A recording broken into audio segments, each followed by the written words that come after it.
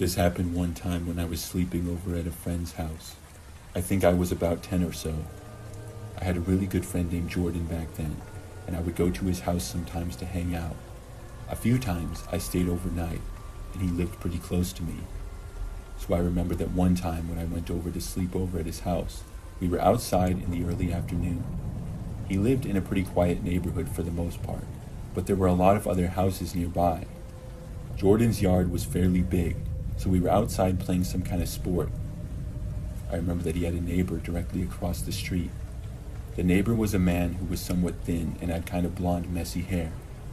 I remember that when we were outside, the guy was just kind of standing around in his front yard and looking in our direction.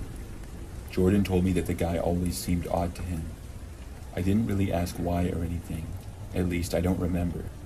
So I remember that the guy almost appeared to be watching us, which was strange. We moved into the backyard after that because he was kind of creeping us out, but it seemed like that sort of behavior was kind of normal for the guy. So eventually we went back inside, and were probably playing video games for the rest of the time. I just remember that when we went to bed, I was sleeping on the floor in my sleeping bag. I fell asleep rather quickly, but was awoken sometime in the night.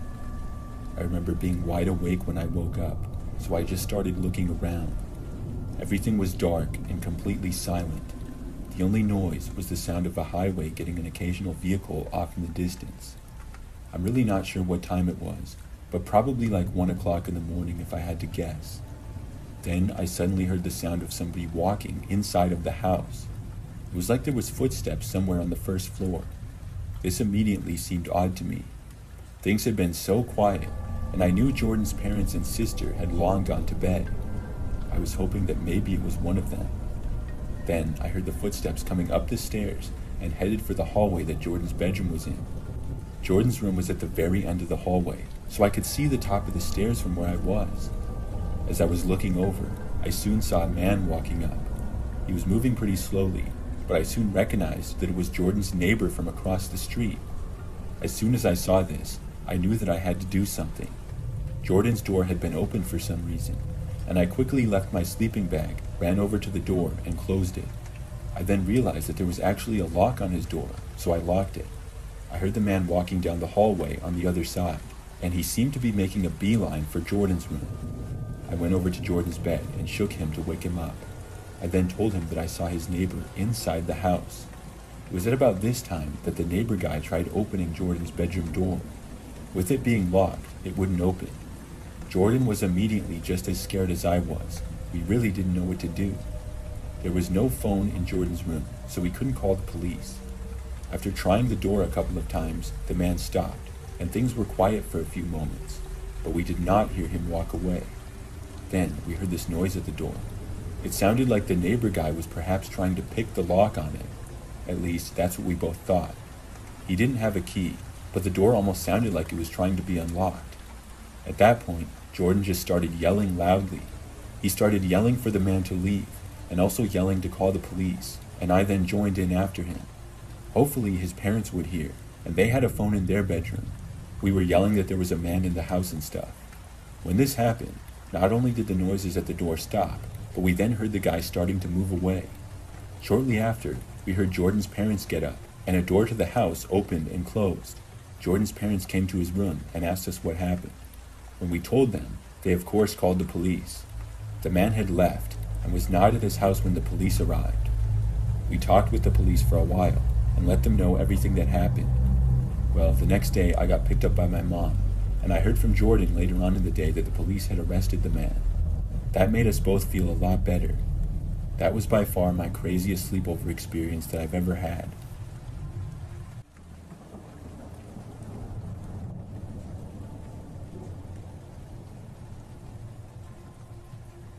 When I was a kid, my best friend's name was Will. Will and I would stay over at each other's houses all the time. It was always a lot of fun when we would have sleepovers, and usually we would watch movies or play video games. This happened when we were both 11 years old. I remember that I went over to Will's house to spend the night. He lived just a few miles from me, and Will had a kind of large backyard. There was also a bit of a woods back there as well. After I went to Will's house, we probably just played video games. That's what we usually did. I remember that his parents went to bed, but we stayed up late.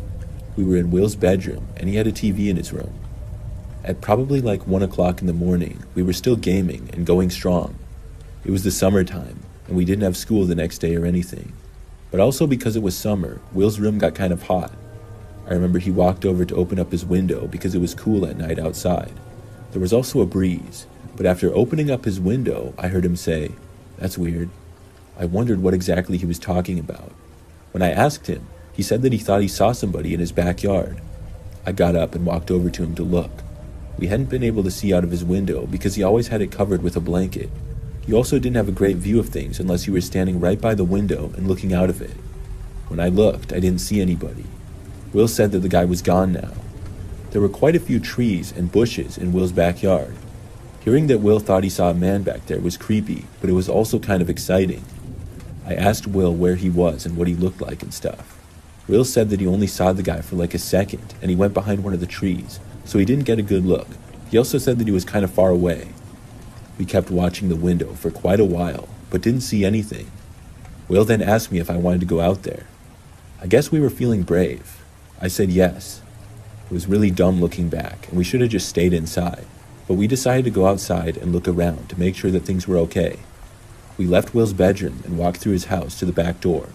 We decided to go out of the back door for his garage, which was connected to the house. After we got outside, it was very dark and quiet. There was the sound of leaves rustling in the wind, but that was it. We walked close to the house at first, just looking around. Everything seemed fine. We quickly went from feeling kind of nervous to relaxed. It seemed like whoever was in the backyard was gone now. We walked a little bit farther out into Will's backyard and got kind of distracted by finding one of Will's footballs. It was lying behind a tree from where we had lost it in the yard not long before.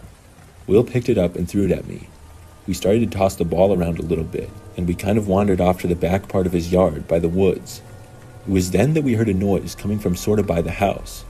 We looked back and saw a man coming out behind a bush about 10 feet from the side of his house. The guy then went right up next to his house and on the side of it. He then disappeared out of our sight. The man did not look in our direction, and we didn't know if he knew we were back here or not.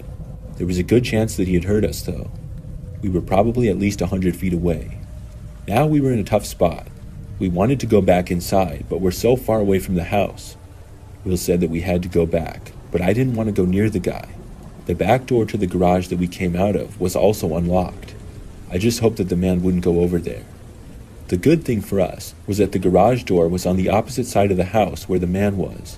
By now, the guy was long out of our sight and had disappeared on the side of the house.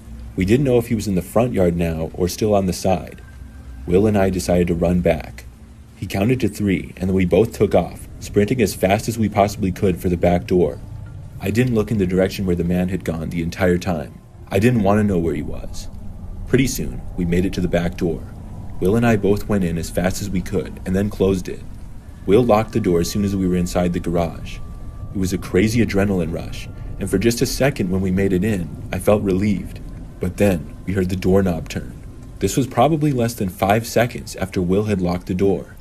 I couldn't believe it. Will and I ran back to the door leading inside of his house and went inside. We made sure to lock that door as well, and then Will ran up to his parents' bedroom and woke them up. Within minutes, the police were called, and Will and I were hiding under his bed. The police got there a short time later and searched the entire property, but never found the guy. He must have left. We answered questions as best we could, but we never had a very good look at the guy. We only saw him at a long distance and in the dark. I really couldn't tell any significant details about him. After the police left, we finally went to sleep. The guy never returned, luckily. I went to Will's house countless more times after that, and stayed over many times as well. Nothing like that ever happened again.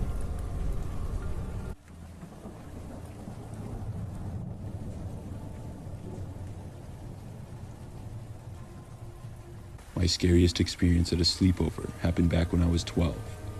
I was sleeping over at my friend Jeffrey's house. This was a long time ago, but I still remember it well.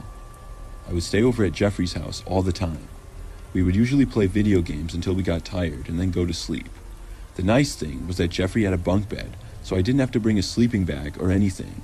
I would sleep on the bottom bunk, and he would always sleep on the top. I'm not really sure why he had a bunk bed, because he didn't have any siblings, but I think he just wanted one because he thought it was cool. Anyways, on this particular night, We were playing on Jeffrey's Xbox 360. There was this game called Banjo-Kazooie that we always liked to play back then, and I remember we played that game late into the night. We were having popcorn, and that's when I remember that Jeffrey said he thought he heard a noise. I hadn't heard anything though. He asked me if I had heard what he did, and I said no. He then paused the game, so I knew he was serious. We both listened. Then I did hear something.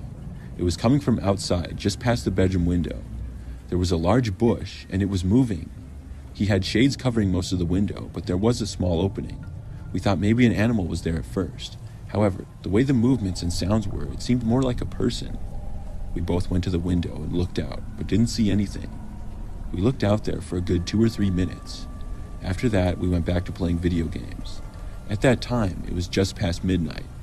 We played the game for about 5 more minutes before hearing the bush move again. We paused the game once more and listened. Then, we both saw somebody walk past the window. We saw it clearly through the maybe foot-tall gap in the blinds covering the window. Jeffrey got up and closed the blinds completely. He then said to me, "Did you see that?" I told him yes. We didn't get a good look at whoever the guy was at all. We couldn't see his face or anything like that. Still, we knew that somebody was there, and we knew that nobody was supposed to be there. Jeffrey's neighborhood was pretty typical. There was a decent amount of houses on his street, and the yards had a little bit of space. Stuff like this never happened though. I asked him what we should do. By this time, Jeffrey's parents had long gone to bed. All of the rest of the lights in the house were out, and it was completely quiet. Just a small lamp in the corner of Jeffrey's bedroom was the only light. Jeffrey then went over and turned it off. Now the only light was coming from the TV screen. We decided that we were going to be quiet and listen to see if the guy would come back. After a couple of minutes of nothing, we got up to investigate the rest of the house. We walked slowly and as quietly as we could. We went out into the hallway and down to the living room. Then we looked out the windows there. We still didn't see anything. Even into the kitchen and looked out just about every window of the house. Of course, we couldn't see everywhere, but we didn't see the guy at all. But we felt better and thought that maybe whoever had been there had left. Then we quietly walked back up to Jeffrey's bedroom again. We decided that we would go back to playing our video games. But right as we unpaused the game, we heard the sound of glass breaking.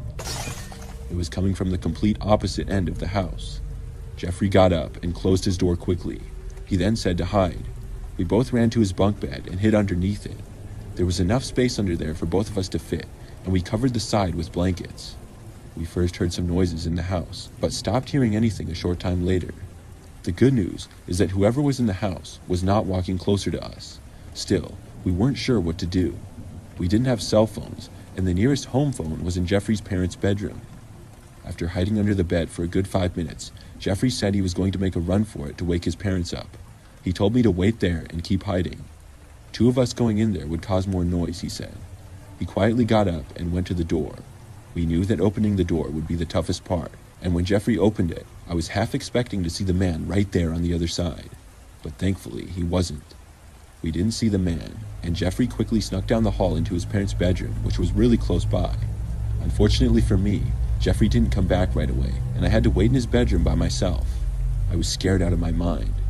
If the door opened, I wouldn't know if it would be Jeffrey again or whoever else was in the house. I didn't really hear any noises though. I waited there, hidden under the bed, for probably 10 whole minutes. Then, the door suddenly opened. I didn't want to look.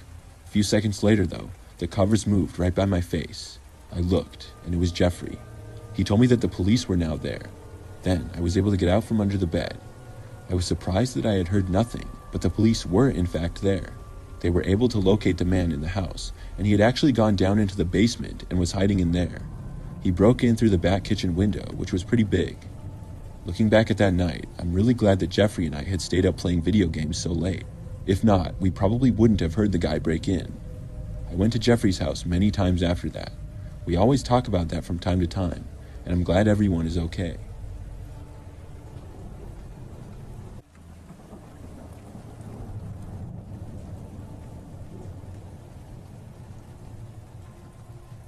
Many years ago, when I was about 12 years old, I had a sleepover at my best friend Kevin's house.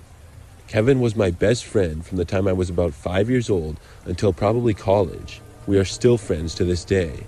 We had countless sleepovers at either my house or his house, which were only a few miles apart from each other. Typically, it would be on a weekend, like a Friday night to Saturday, and I remember that one Friday, I went over to his house after school. Kevin's house was a split level. His bedroom was on the upstairs, and in the basement was where we hung out a lot. I really liked his basement because they had a bunch of snacks, a big fridge, and of course, a TV and video games. We went down there first and hung out for a while. I remember that Kevin's mom had to go take his sister somewhere, and his dad was at one of his friends' houses. We played video games into the night, and when it was dark out at probably like 8 p.m., all of a sudden we heard a noise coming from the door leading outside from the basement. We both paused the game and looked up at the same time. I think we both asked each other, "Did you hear that?" It was pretty unlikely that Kevin's parents or sister would be trying to enter through the back sliding door in the basement. Neither of us could see to the door from where we were, but it was just around the corner. Kevin slowly got up and peeked around the corner and motioned for me to wait where I was. When he did, he came sort of running back. He said that there was a guy there. I couldn't resist, and I got up and peeked around the corner as well. Kevin was right. There was a man standing at the back door, but it was really dark, and I couldn't tell any details about him. I ran back, and I don't think the man saw us, but to be honest, I really have no clue. We tried to figure out what to do. Neither Kevin or I had a cell phone, but luckily, there was a home phone in the basement. Kevin got it and called his dad and told him what was going on. He said his dad was coming home and should be back in like 10 minutes. In the meantime, we had to figure out what to do. I looked again to see if the guy was still there, and he was. We heard him try opening the door again. Thank goodness it was locked. Kevin and I didn't want to stay downstairs any longer, and we both ran upstairs. We went into Kevin's bedroom and shut the door. From there, we couldn't hear the man trying to open the door anymore, but we figured that we would be able to hear him if he got inside the house. Not too long after, we heard the front door opening, and then heard the voice of Kevin's dad. We went downstairs and showed him where we had seen the man, but the man was now gone. Kevin's dad went outside and looked all around the yard, which was about an acre. He came back a while later, saying whoever was there was now gone and he probably wouldn't come back. After that, Kevin and I played a little more video games until it got late. Then we went up to go to bed. Kevin actually had a bunk bed. I'm not sure why, because he had the whole room to himself, but I slept on the bottom bunk and Kevin slept above. It took me a while to fall asleep. Kevin seemed to fall asleep pretty quick, but I just wasn't quite as tired. I laid in bed relaxing and trying to get tired, but then I heard another noise. It broke the complete silence in Kevin's house. It was the sound of something hitting Kevin's bedroom window. Then I heard it again. I looked to the window, but saw nothing. My heart started racing, and I was telling myself that it was nothing, but I wanted to be certain, so I got up and went over to the window and looked outside. But when I did, I saw a guy standing down below looking right up at me. I jumped back and ran and woke up Kevin. He was super confused at first, but then got up and looked out the window. The man was still there. Kevin ran to his parents' room and woke them up. I stayed at the window and looked outside. The man was walking closer to the house, and before long, Kevin's parents entered the room and his dad walked over to the window. At that point, the man turned and ran away. The police were called, but when they arrived, the guy was long gone. The man didn't return for the rest of the night, and I went home the next morning. I was glad that I didn't live at Kevin's house, because I would have been really afraid that the guy would return. However, I never heard Kevin mention anything about him again.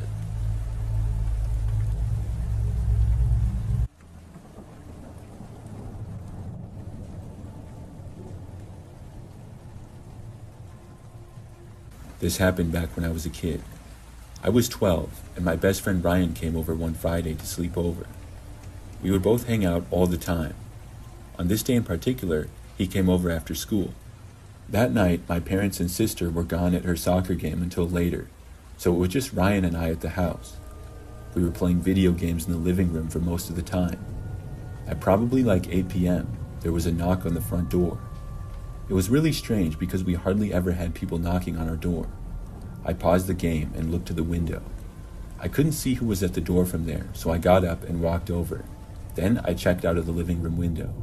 There was some random guy there, and I had no idea as to who he was.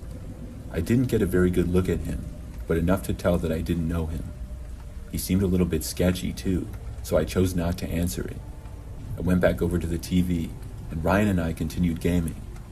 The guy knocked at the door once more, but we still didn't bother to answer it. We hoped that he would go away and not stay there. Several minutes later, we hadn't heard anything, So I went over to the window to check. When I did, the man was gone. So after that, we figured that that was the end of it. Soon enough, Ryan's parents and sister got home. Ryan and I just kept playing video games, and we ended up staying up later than everybody else. So I remember that the later it got, the quieter things became, other than the TV. I don't know exactly what time it was, but we heard this noise coming from outside by the window. We both turned around at the same time to look. When we did, we saw this man at the window. It appeared to be the guy who had been at the door earlier. When we saw this, Ryan and I both sprinted out of the living room for my bedroom.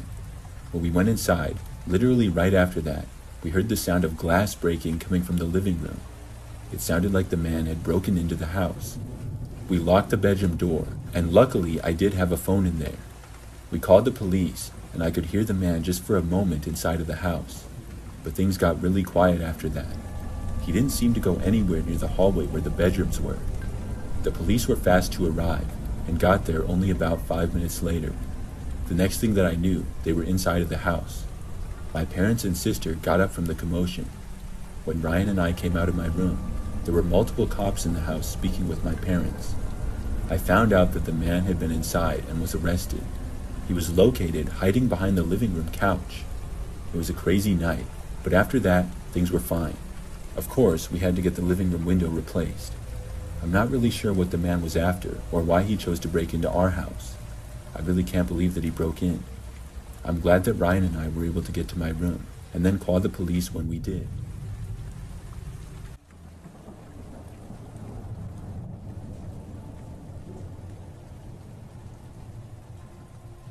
When I was about 10 years old, I went to one of my best friend's houses to hang out and then have a sleepover. I stayed over at his place all the time, and he occasionally stayed over at my place as well. His name was Robert, and we were both really into sports and played on the same football and baseball teams. Robert's dad would always throw to us football passes or pitch batting practice to us at his house, which was always fun. But on this time, he was out of town on business. Anyways, on this particular night, we played video games like we often did, until Robert's mom came upstairs to his room and told us both that it was time for bed. We both got ready for bed, and Robert went into his bed and I got in my sleeping bag on the floor. I fell asleep pretty quickly, but woke up sometime later. I groggily turned over to my other side and got comfortable again. It was pitch black, but my eyes slowly adjusted. As they did, I noticed a man in the hallway just outside of Robert's room. I assumed it was Robert's dad, and then I just closed my eyes and went back to sleep. The next morning, Robert and I got up and had some cereal. He mentioned that his dad was coming back home today, and that's when I suddenly remembered about the man I had seen in the hallway last night. It hit me that it couldn't have been Robert's dad, as he was out of town. I thought maybe I was dreaming the whole experience, but I really just knew that I wasn't. I told Robert about it, and he seemed really surprised. We told his mom about it too, and after a conversation with me and Robert, we decided to look around the house. I don't know if he fully believed me. We went around the house and started seeing if any windows or doors were open. We eventually got to the basement, the spare bedroom that they had. When we looked inside, we saw it was a complete mess. Robert was shocked and said they hadn't left it like this, and it had been cleaned the last time he saw it. He also said that they didn't really go in that bedroom much, and the door was usually shut. We suddenly both got the creeps and ran back upstairs and told his mom. She went down and then returned back upstairs a short time later, saying she was calling the police. A while later, the police showed up and searched the house. They didn't find the man, but a window in the guest bedroom to the basement was left open. I don't know if the man was already gone or if he left when he heard us talking about it, but it appeared he had been living in the guest room for several days.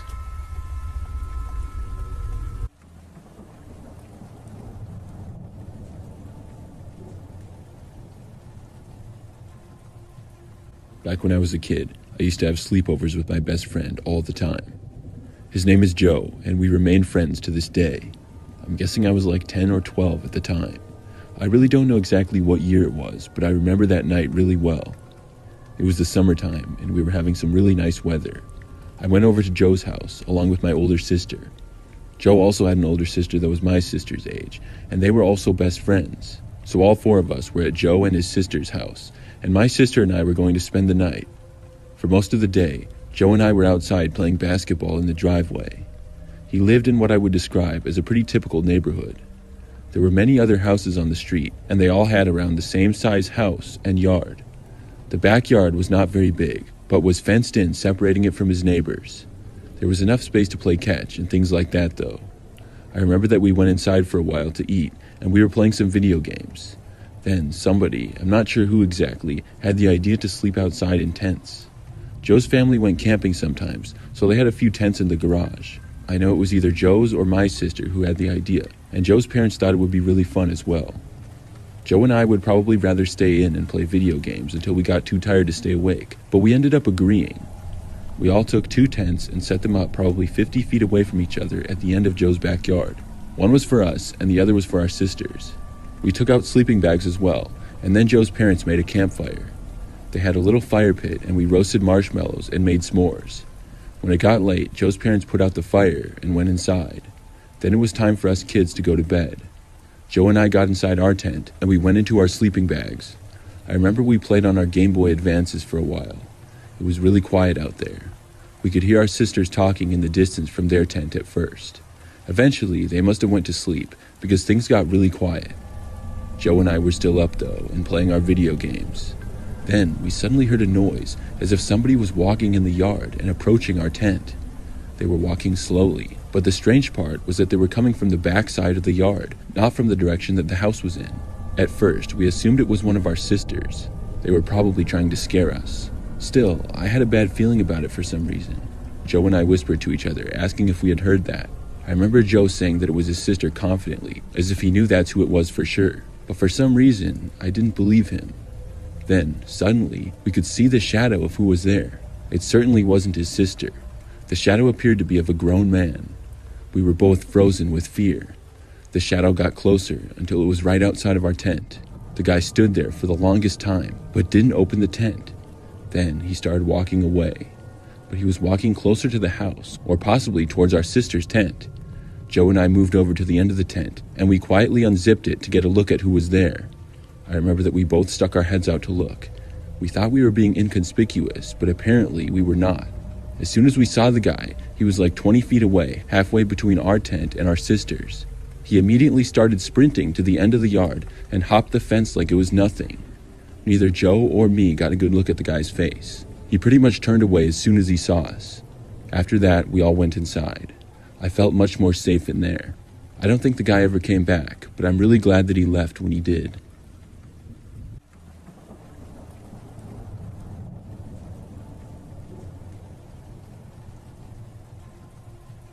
One time back in high school, my best friend Kenzie was going to sleep over at my house.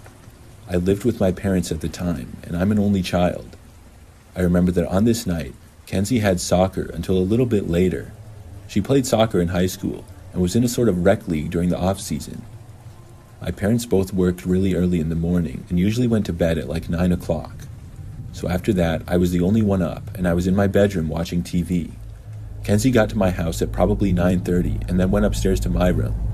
It was a weekend, and we would stay over at each other's houses all the time on weekends. After Kenzie came up to my room, we talked for a while.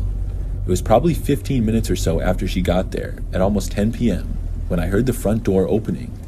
It was downstairs, and we both heard it very clearly. Immediately, I got a bad feeling. I quickly tried to make sense of it and figured that maybe my dad got up for some reason. I didn't really know why he would go outside, though. We both stopped talking and listened to downstairs. Shortly after the door opened, we heard it close, and then we just barely heard some footsteps. It was as if somebody had just entered the house. It couldn't be my dad. Plus, I would have heard my dad going down the stairs first if it was. I had no idea who it could be. Then, Kenzie told me that she thought she might have left the front door unlocked when she came into the house. I had left it unlocked for her. We quickly both became very nervous. We listened and didn't really hear any noises. After several minutes, I decided to look. I opened up my bedroom door quietly and tiptoed down the hallway to where I could look down the stairs. I peeked around the corner and saw part of the hallway, kind of by the kitchen and front door. For a while, I saw nothing. Then, suddenly, a man appeared from around the corner. He wasn't looking at me, but as soon as I saw him come into my view, I jumped back and ran back into my bedroom. I closed the door and grabbed my phone to call the police. I told Kenzie that I had seen a man down there. We both hid inside my bedroom closet and waited. But just barely as we hid in there, I heard the front door open and close again. I was pretty sure that the guy had left, whoever he was. I left my room and went just across the hall to wake up my parents. Then I went back into my bedroom and we all waited in our rooms until the police got there. When they did arrive, the intruder was gone. Nothing was stolen or out of place either. It was very strange. Obviously, he had walked in because the door was unlocked, but I still don't know how he knew to go into our house. Did he know that the door would be left unlocked? And why did he enter the house if he didn't bother to steal anything?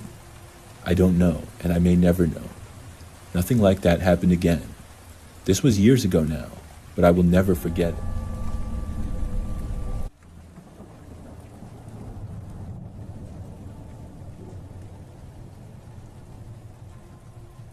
Back when I was in elementary school, I had a lot of different friends.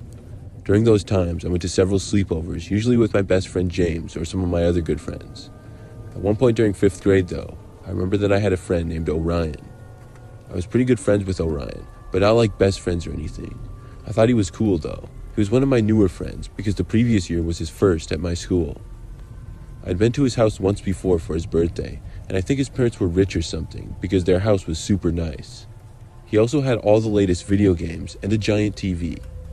So one day, he invited me over to have a sleepover at his house, and I was really excited. His mom called mine later in the day, and then the next day, I went to his house after school. When I got to Orion's house, I was surprised to see 2 other kids there. There were 2 guys who seemed to be our age, but I didn't recognize them. They weren't Orion's brothers because I knew he was an only child.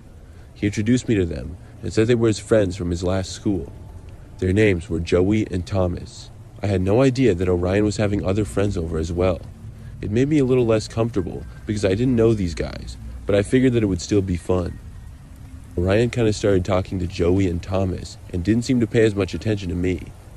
He talked about things that I didn't really know about, and I felt like the odd man out. We played video games, but had to take turns because there were 4 of us and only 3 controllers. After hours of that, we finally decided to go to bed. We were all going to sleep in Orion's basement. They had a big room with several couches and also had a couple of air mattresses. 2 of us would take the 2 couches, and the other 2 would take the 2 air mattresses. I took the couch which was on the end of the room, closest to the stairs. I really didn't know what time it was when we all went to sleep, but it had to be pretty late. At one time during the night, I woke up. When I did, I saw that Thomas was crouched down at the end of the couch that I was sleeping on. He appeared to be going through my backpack.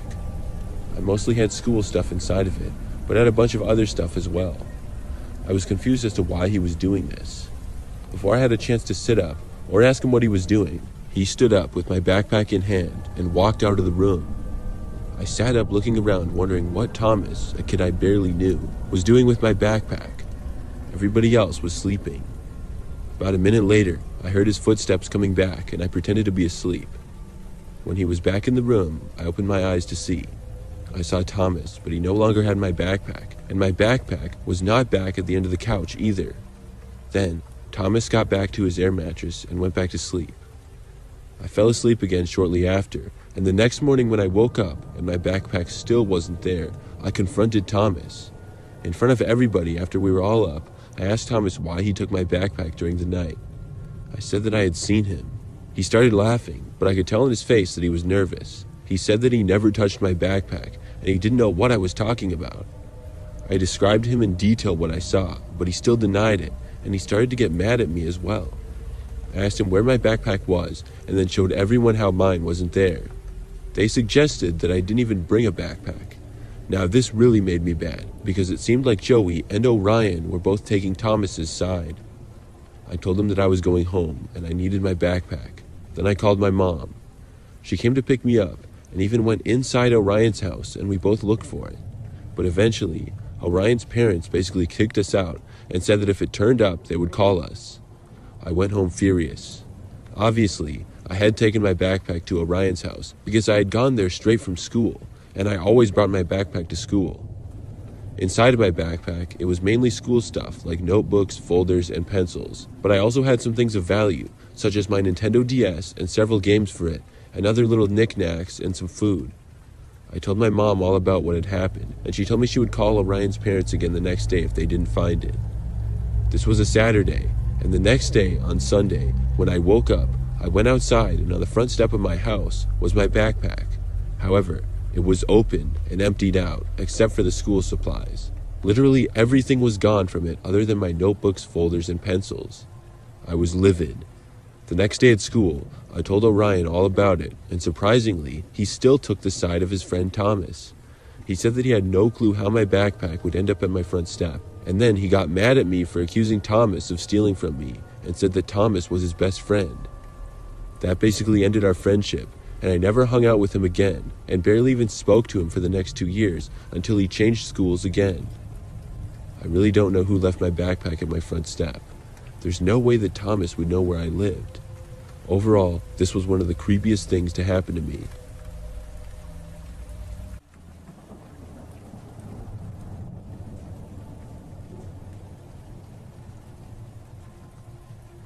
I remember when I was 8 years old, I got invited to a birthday slumber party.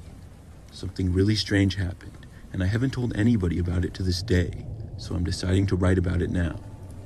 The party was for one of my friends. I wasn't the closest friends with him, but I was certainly in his friend group. We were classmates, and I remember being really excited for the party. It was the first time I would be staying overnight at anybody's house other than my best friend. The party was on a Friday to a Saturday. After school, I went home and then got ready. The party started at 5 p.m. at my friend's house. When I got there were a few of their kids there already, and I knew most of them. A couple of people got there after me, and there was a total of 8 of us. My friend's brother and sister were also there, so it was a pretty large group. I remember that his parents took both of their cars. Half of us piled into one and half into the other. We went to a nearby Pizza Hut and got pizza and soda there. After that, we went back to my friend's house. That's when there was cake and presents and all that stuff. We were all going to be sleeping in the basement. I remember that the house was a split level, so when you walked in, there was a little area and then stairs going both up and down.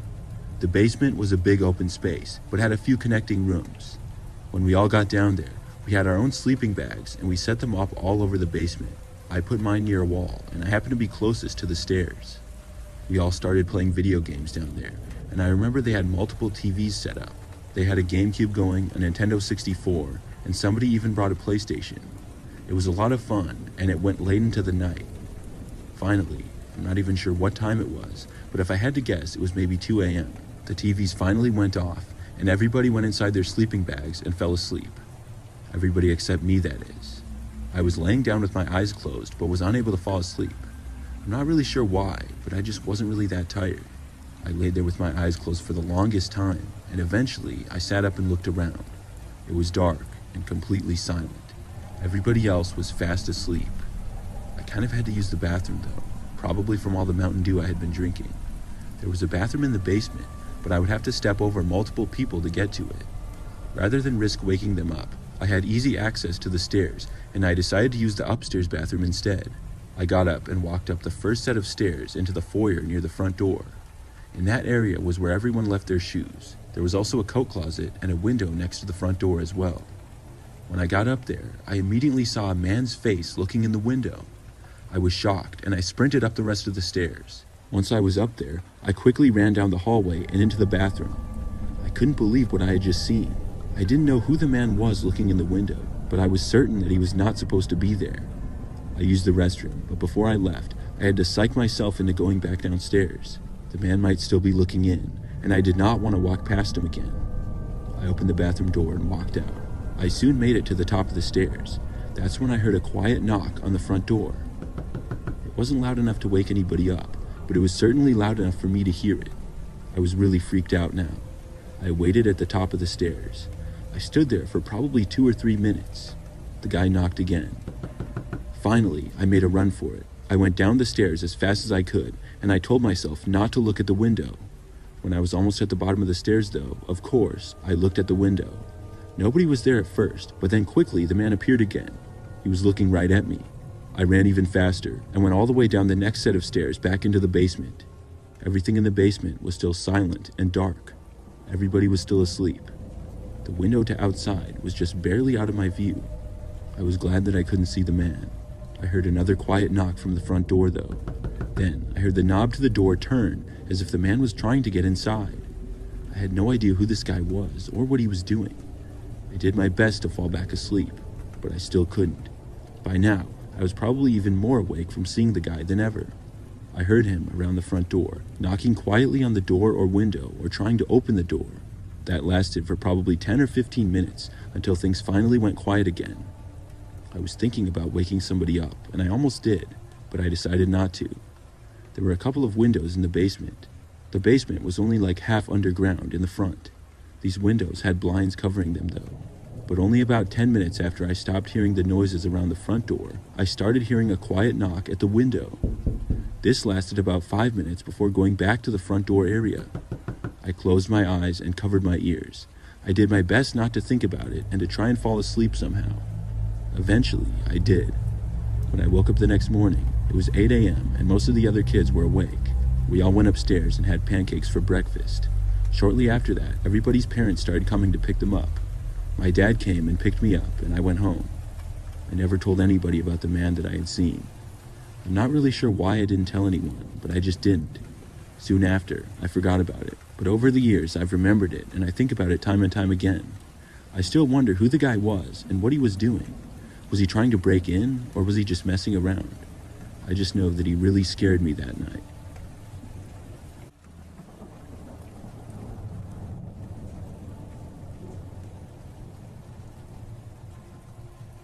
The story I'm about to tell you happened when I was a kid. I would guess about 10 years old. I'm 26 now, but I remember it like it was yesterday. I was in elementary school at the time, and there was this new kid named Robert that was in my grade. The first day of school, we sat next to each other in class, so I kind of became Robert's first friend since he moved into town. In the months that followed, Robert made some more friends that weren't really in my friend group. Plus, we didn't have any classes together the next semester, so we kind of went our separate ways and didn't talk as much. However, we would still say hi in the hallways once in a while and be friendly with one another. I remember when it came towards the end of the school year, Robert told me his birthday was coming up, and he was wondering if I wanted to hang out. I said sure, and he gave me his mother's phone number and told my mom to call his. I went to the store and got him a video game that I knew he would like, and on Friday after school, I went to his house. When I got to his house, I saw that there was 2 other kids there who I didn't really know from my school. We started out having pizza and then played a few games. As the party went on, I ended up getting along with Robert's friends very nicely, and it was a fun time. At about midnight, we all went to bed in Robert's living room floor. I got the spot on the very far end, which was right next to the dining room. I fell asleep rather quickly, but awoke sometime later in the middle of the night. I heard some voices quietly talking, but they weren't kids' voices. They sounded like adults. I noticed it was pitch black as I looked around. As my eyes started to adjust, I could hear the talking was coming from the dining room that I was near. I was angled at a point where I couldn't quite see much of the dining room due to a wall with the TV on it, but I could make out part of the table. I listened closer and could hear a man's voice, as well as another man and a woman. From where I was, I could only see their feet, but I couldn't make out anything they were saying.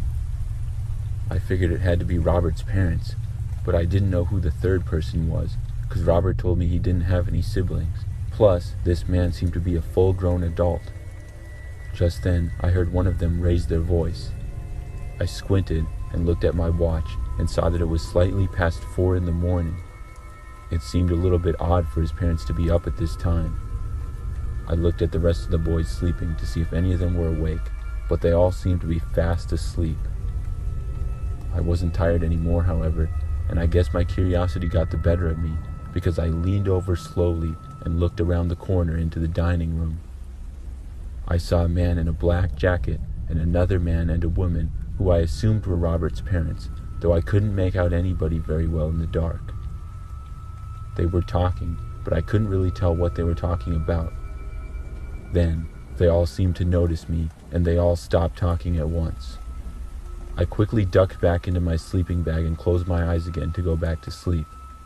I was sort of embarrassed that they had seen me spying on them. Eventually, I just drifted off back to sleep and woke up the next morning with the other boys at around 9 a.m. We all got up and had some cereal for breakfast and played some video games. As we did, I asked Robert why his parents were talking to a man in the middle of the night at their dining room table, because the whole thing just seemed really odd to me. Robert said he didn't know anyone who would be at his house at 4 a.m. and said he didn't know why his parents would be up at that hour. Robert's mother came in and asked us how we slept, and when we did, Robert asked her my question. His mom looked at me and laughed. She said no man was here and his parents had both slept the whole night in their room. She told me I must have been dreaming. I laughed and agreed with them because I didn't want to argue. However, I know myself, and I know that I was not dreaming. I was wide awake, and I know what I saw and heard. After that, I didn't go to Robert's house again, and at the end of the school year, he moved away again. We weren't able to stay in touch, so I may never know the answers to that night.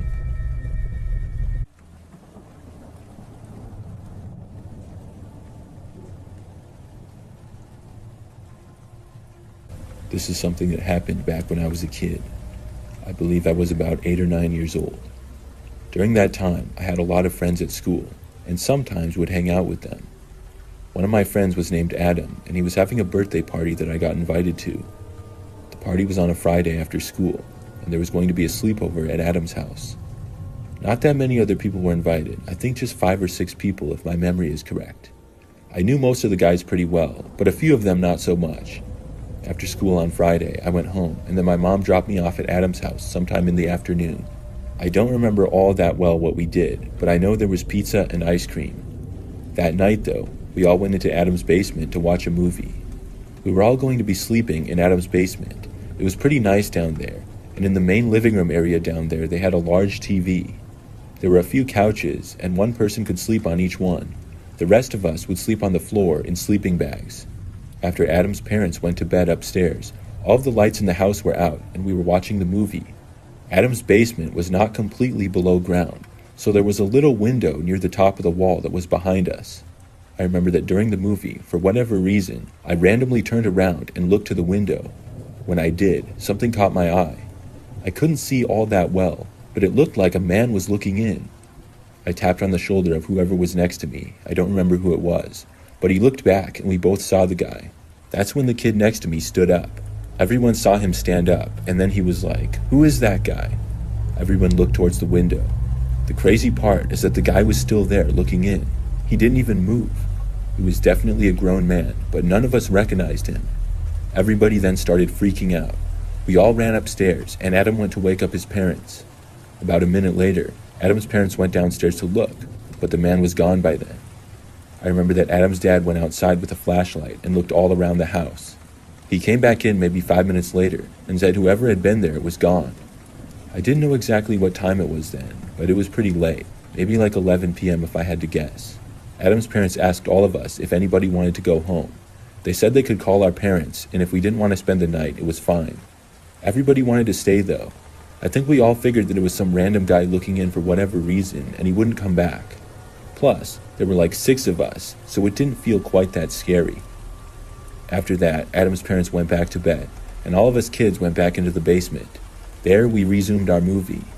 Occasionally, I looked back at the window, as did a few other kids, but none of us saw the man at all. He seemed to be gone for good. After the movie, most of us got pretty tired. I was sleeping on the floor, and I got into my sleeping bag and quickly fell asleep.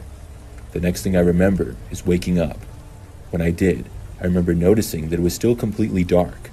I wanted to go back to sleep, but I wasn't really that tired. I sat up and looked around. That's when I saw the guy looking in the window again.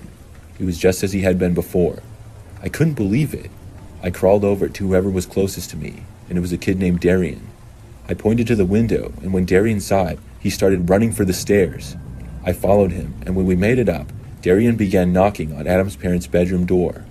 They soon woke up, and after we told them that the guy was back, they called the police. We went back downstairs, and the guy was now gone once more. The police came out, and everybody woke up. The man was not found, though, and had left. We all stayed up for the rest of the night.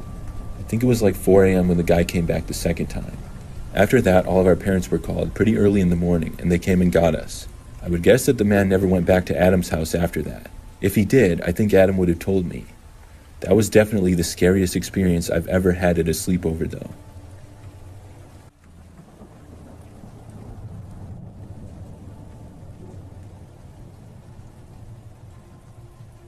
A few weeks ago, I helped my friend John move one weekend from an apartment to a small house on the other side of town. It was a pretty tough job, and it was just the two of us, so it took us a while. By the time we were almost done, it was pretty late at night and we were both exhausted. John had a spare bed that we had moved into the basement. He told me I could sleep there for the night and then we could finish up in the morning.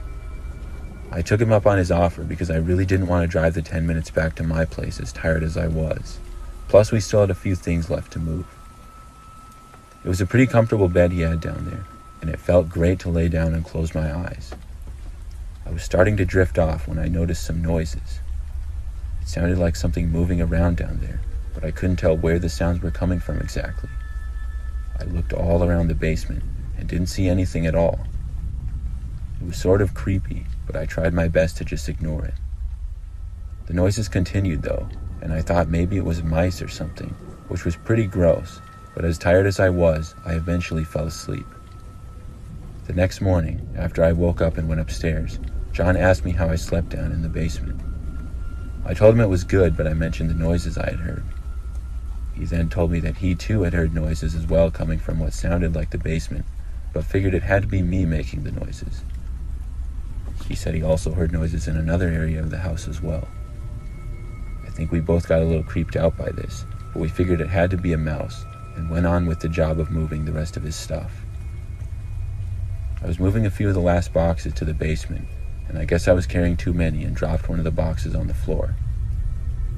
When I went to pick it up, I noticed something. In the corner of the basement, sort of under the stairs, there was a little handle sticking out of the floor. It was hard to see, and something that you wouldn't pick up unless you looked really close because of how hidden it was.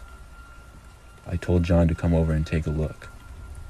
He looked closely and then pulled on the handle, and it lifted up a sort of trap door leading to a hidden room in the house. The room was very small, but there was a sleeping bag in it, as well as a few water bottles that were empty. It appeared someone had been living in there, but nobody was there at the moment. Me and John put two and two together from the noises we had heard and were pretty creeped out. We searched the house, but found no one. After that, we reported the room and how someone had been living in it. Whoever had been living there never did return. They must have left for good after realizing we were there.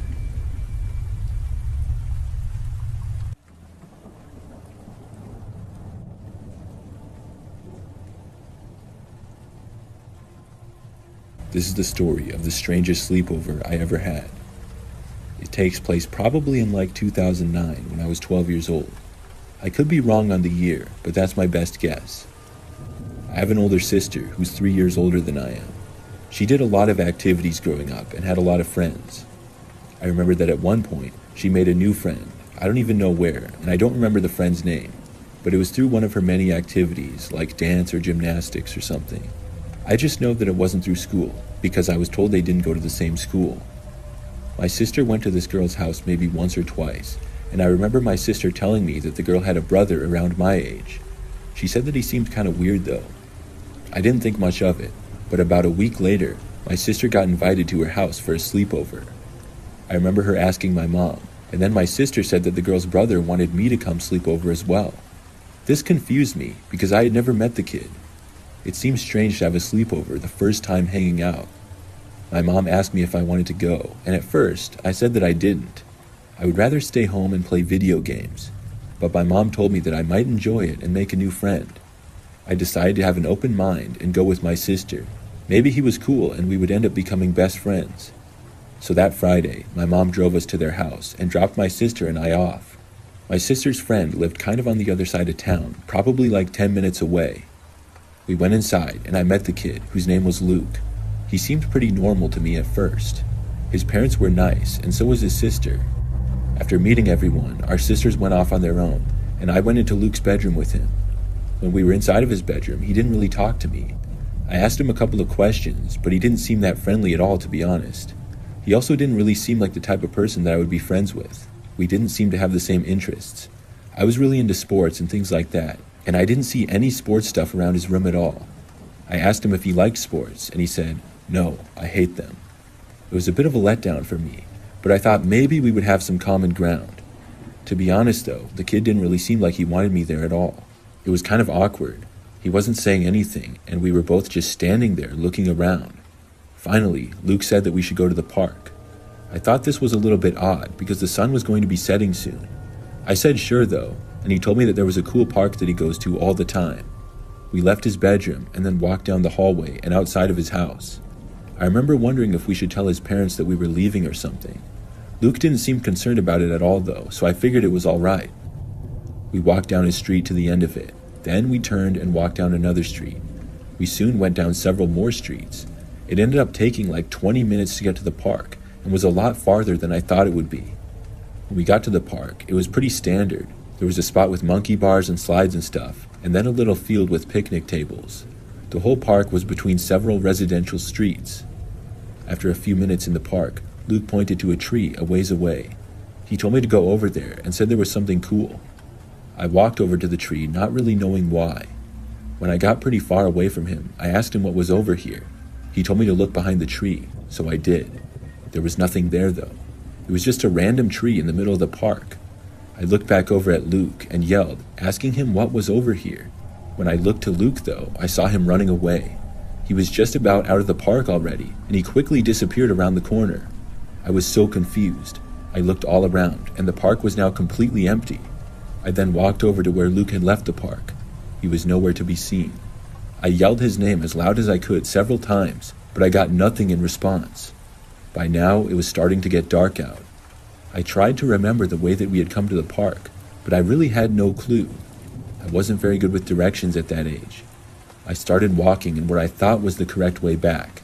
Here and there, I would yell Luke's name, but I never got a response. I kept walking from one street to another. They were all residential and looked similar. There were also lots of streets around there. They were very quiet as well. Pretty soon, it was completely dark out, and I had no clue where I was. Plus, I had no cell phone back then. I wandered around the streets, hoping to get lucky and find Luke's house. I was walking around the streets for probably an hour at least. I was getting more and more worried the longer I was out there. Soon, I saw a small gas station that was on a busier street about a block away. I had the idea to go there and see if I could use a phone. I went inside and asked the clerk who was behind the counter if there was a phone that I could use. She asked me what was going on, and I told her what had happened. She let me use her own personal cell phone, and I called my parents. My mom came to the gas station and picked me up. She then called Luke's mom. Apparently, Luke was back home and had been there for a while. Luke had told his mom that I just decided to go home, and I just left. I was really angry about it, and I went home with my mom and played video games for the rest of the night. Looking back, I'm still mad at that Luke kid. I haven't seen him since, but he just led me to the park and left me there, knowing I wouldn't know how to get back. I really hope he's changed and is a better person now. I also think that his parents didn't handle the situation very well. They didn't question it when he told them that I just left. They should have called my parents or something. Anyways, it was a very strange experience to say the least.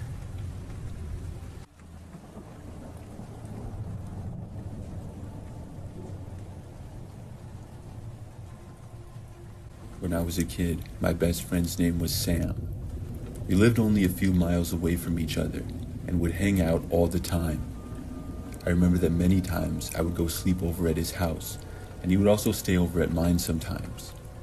Both of our houses were pretty average for the most part, although Sam's was a little bit nicer in my opinion, and it was also a little larger. This event I'm going to talk about took place when we were both 10 years old. Sam and I went to the same school, and one day, late in the school year, I went over to his house after classes. The plan was to sleep over, and I was excited about it. I brought my sleeping bag with, and would sleep on the floor of his bedroom. So after school, I went over to Sam's house, and we hung out for the rest of the day. I don't remember much, but I'm pretty sure we just played video games and stuff. We had to go to bed at probably like 10 or 11 p.m. So I set up my sleeping bag, and then Sam turned out all the lights and got into his bed. At his house, every single light was off, and I didn't really like that. In my bedroom at home, I always kept a small lamp on in the corner that gave a little bit of light, and before that, I would have a nightlight in the corner of my bedroom. I just didn't like things to be completely pitch black. I really could barely see anything, but I remember that Sam's bedroom door was open and there was a small light from something. I think it was maybe the thermostat. Anyways, I remember trying to fall asleep. Sam seemed to fall asleep pretty quick, but I didn't. I really wasn't that tired for some reason. I was lying there awake and eventually tried falling asleep, but after a while I just couldn't. Sam's bedroom was towards the end of the hallway where the other bedrooms were. Everybody else in his family had long gone to sleep and the house was completely silent, but then I thought that I heard the sound of somebody walking. I thought maybe it was Sam's parents or something. It was very quiet because basically the entire house was carpet, so it wasn't easy to hear the footsteps, but you still could, especially when it was this quiet. I looked over and then thought that I saw somebody coming into view. I could only see a small part of the hallway through the open bedroom door, but then it seemed like somebody walked towards the doorway. It was so dark that I couldn't see very well, but I kept watching. Then I saw much more clear, a man walking into the doorway of Sam's room. When I saw this, I realized that even though it was really dark, I could tell that it wasn't Sam's dad. I had no idea as to who it would be. I closed my eyes and didn't move a muscle. I was pretending to be asleep even though I wasn't. The man kept standing there for a little while. After probably like 30 seconds, I opened my eyes again and he was still there. He was just standing in the doorway and facing us. I couldn't completely tell if he was looking at me. I didn't move my head at all and just opened my eyes very carefully. I closed my eyes again and pretended to be asleep. I just hoped that the man wouldn't enter Sam's room. Then I heard the guy sort of walking away down the hallway. I really didn't know who this guy was or why he was here. I also didn't know if he was going to come back or not. As I laid there, I just kept closing my eyes and didn't move. During this time, I didn't really hear any more noises. I was really too scared to get up and wake Sam up or do anything else. Eventually, after I'm not even sure how long, I fell asleep. The next thing I knew, I was waking up and it was still dark out. Sam was tapping me on the shoulder, telling me to wake up. After sitting up in my sleeping bag, I noticed that Sam's bedroom door was now closed. He then told me that there was a man in the house and the police were on the way. We were supposed to stay in his bedroom and not leave. Then we waited inside of Sam's bedroom and didn't really hear much. But after a while later, the police arrived and we continued to stay in the bedroom. After a long time, Sam's parents finally came and told us what happened. We found out that a man was located hiding in the basement. I guess he tried opening Sam's parents' bedroom and it woke both of them up. The man fled and Sam's parents called the cops. Then they knew that the man was at the other end of the house, and Sam woke up from the noise. He then left the bedroom to see what was going on, and when he returned, he woke me up. I guess it was the same man that I had seen. I'm really glad that the man didn't cause any harm. I never found out why he had entered, or how he had entered the house. I slept over at Sam's house multiple times after that. Luckily, nothing like that ever happened again.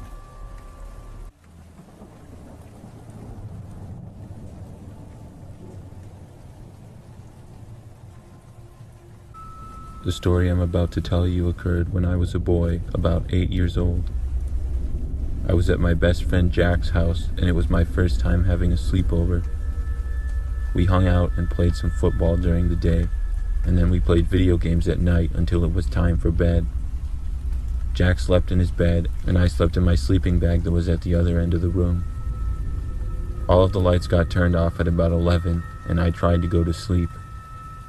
Jack seemed to fall asleep pretty fast because I could hear him snoring, but I just laid there awake. I was only used to sleeping in my own bed, and being away from home for the first time, I just couldn't get comfortable in the same way. I laid there and closed my eyes for what felt like a really long time. The room was pitch black aside from a little green light coming from Jack's Xbox. My eyes adjusted to the dark, but I could still only see the basic shapes of things around the room.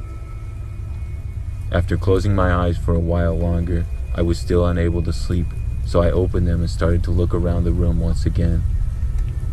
It was still very dark, but when I looked in front of the doorway, which was open, I saw what looked like the outline of a man standing in the room. I told myself that I was just imagining things. I could barely see it, and I kind of had to squint in order to do so. The man appeared to be just standing there in the front of the room. I was starting to feel scared, so I buried my head into my pillow and shut my eyes. I refused to open them until I fell asleep, because I was sure it was my imagination of the man being in the room, and I just wanted to get some rest. Eventually, I did fall asleep, I would guess about 20 minutes later. When I woke up the next morning, I had forgotten all about it, and I saw that Jack had just woken up as well. We got up, and then he said to me that he had a crazy dream last night. I asked him what it was. Then he told me he had a dream that a man came into his room at night. When he said this, I immediately remembered and got the creeps. I told him that I thought I saw a man in the room when I was trying to fall asleep. We both looked at each other in disbelief. We quickly ran downstairs where his parents were to feel safer, but when we did, we noticed the window in the hallway was wide open. Jack asked his mother if she had opened the window, and she said no. I went back home shortly after that. I'm not sure if Jack ever told his parents about a man being in his bedroom or not.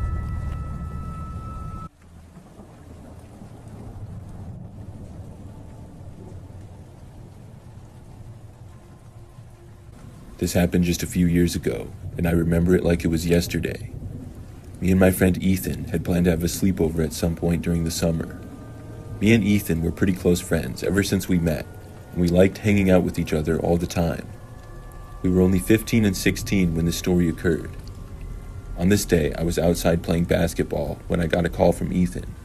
He asked me if I wanted to come over for the night because his parents were on a weekend trip. I told him that I would ask my parents, and when I did, they said that I could go. It was a Friday, and we would be able to hang out for the weekend.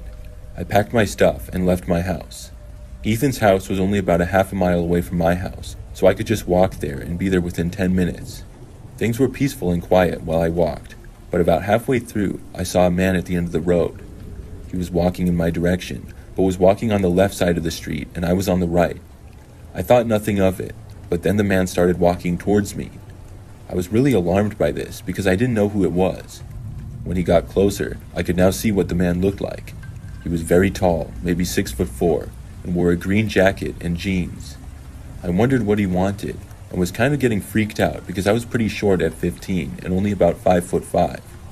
The man asked me where I was headed. I told him I was just going to a friend's house, and he just said, "Okay," and then continued walking. I found this really strange, but I just kept walking towards Ethan's house, which was now about 5 minutes away. When I got there, he was sitting on the couch waiting for me. We talked for about 10 minutes before turning on his Xbox and started playing video games. We ended up sitting there playing for a full 3 hours before getting tired. It was now about 9 p.m. or so, and we headed upstairs to Ethan's bedroom to decide how we would sleep. After that, we got pretty hungry, especially me, because I hadn't eaten anything in a long time. Ethan said he would order us a pizza since he didn't feel like cooking. Either that, or he probably didn't know how to cook. He was about to pick up his living room phone, when suddenly it started ringing. I was weirded out by this, but Ethan thought it was his parents, so he picked it up. When he did, all we heard was what sounded like somebody breathing on the other end. I just about had a heart attack when I heard this, but Ethan had a confused look on his face. He then hung up the phone and started to dial the number for the nearest pizza place. He ordered and then hung up, and they said that they would be there in about 15 minutes. When the pizza arrived, Ethan paid the delivery guy, and then he left. We turned the TV back on and decided to watch a movie until we finished the pizza.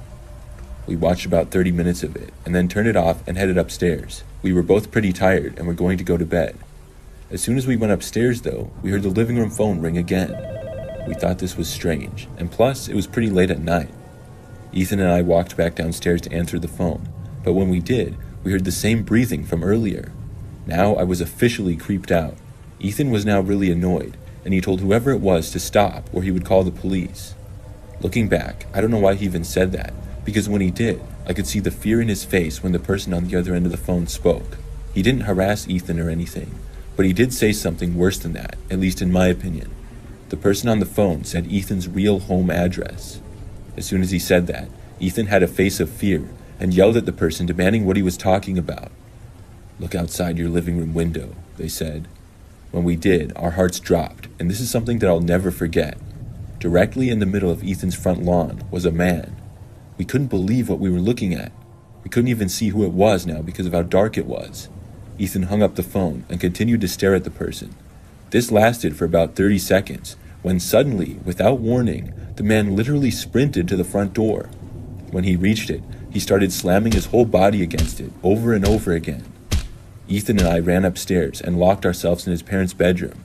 Ethan then took out his cell phone and called the police. They said they would arrive in 5 minutes, and it made us feel a little bit better. About 3 minutes later, the man stopped slamming his body to the door, and we assumed that he left. About another 2 minutes later, the police arrived and did a search of the entire neighborhood, but couldn't find who the guy was. They told us that if anything else happened, to not hesitate to call again. When they left, we went back to Ethan's bedroom and talked about what had happened. I'll skip the entire conversation, but it will make a little more sense later. We were able to half sleep at around 12:30 or so. At around 3 in the morning, I was woken up by a knock at the front door. I woke up Ethan, and we both headed downstairs. We looked out of the window again, but this time didn't see anyone. But when we looked at the front door, we could see who it was. We saw that it was the same man that messed with us just 3 hours ago. We ran upstairs and called the police. They said they were on their way, but I was still worried about the man trying to break in. There was also no way we were going to fight back, because this guy was very tall. Like I said before, I was only 5'5" at 15, and Ethan was only 5'7" at 16. We stayed in his parents' bedroom for about 5 minutes until we heard the sound of glass breaking coming from the living room. The man walked around downstairs for about 3 minutes before heading upstairs.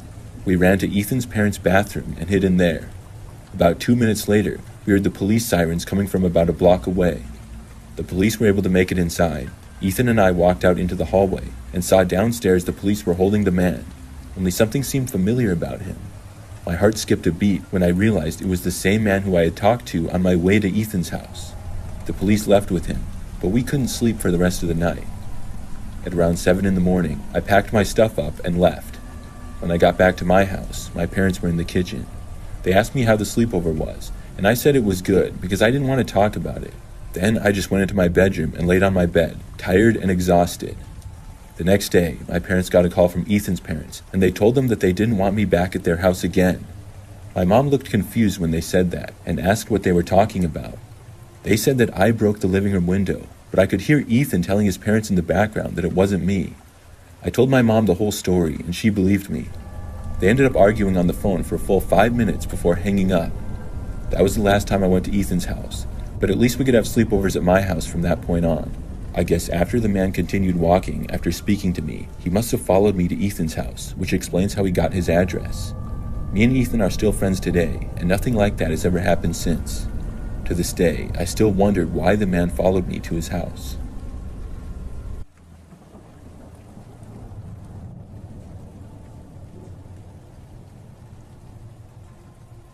About 5 years ago, I had a sleepover with my best friend. For this story, we'll call him Jay. Jay and I had been friends for a long time, and we would often hang out at each other's houses and spend the night.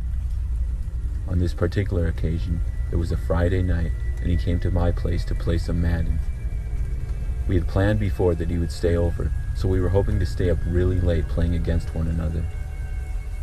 At this time, we were both in high school, but my older sister and my older brother were both away at college, so I had the entire basement pretty much to myself. We played on my PlayStation 4, on a pretty big TV that we had down there.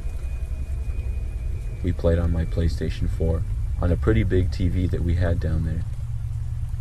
At about 10 p.m., as we were in the middle of a game, we heard the sound of a knock coming from the window. We both looked over in the direction, but couldn't see anything out of the window due to it being light inside and dark outside. We had a sliding glass door down there, but it had blinds covering that up. We both paused the game and were quiet for a few minutes. We heard what sounded like the bush outside my door moving, and both of us leaped up from that sound. I ran upstairs and told my parents what had happened. My dad came downstairs and looked out the window. Then he walked outside and looked around. He came back in and said he didn't see anything. Neither of my parents seemed too concerned about it and said it was probably just an animal. I didn't think it seemed like a noise that an animal would make, however, but we just made sure to lock the door and kept playing Madden. Around an hour later, my parents came down to say goodnight and that they were going to bed. Only around 20 minutes after that, we heard the knocking once again. This time, we could hear it was coming from the window next to the door. It lasted longer this time than the first, but we still couldn't see anything as we looked out the window from across the room.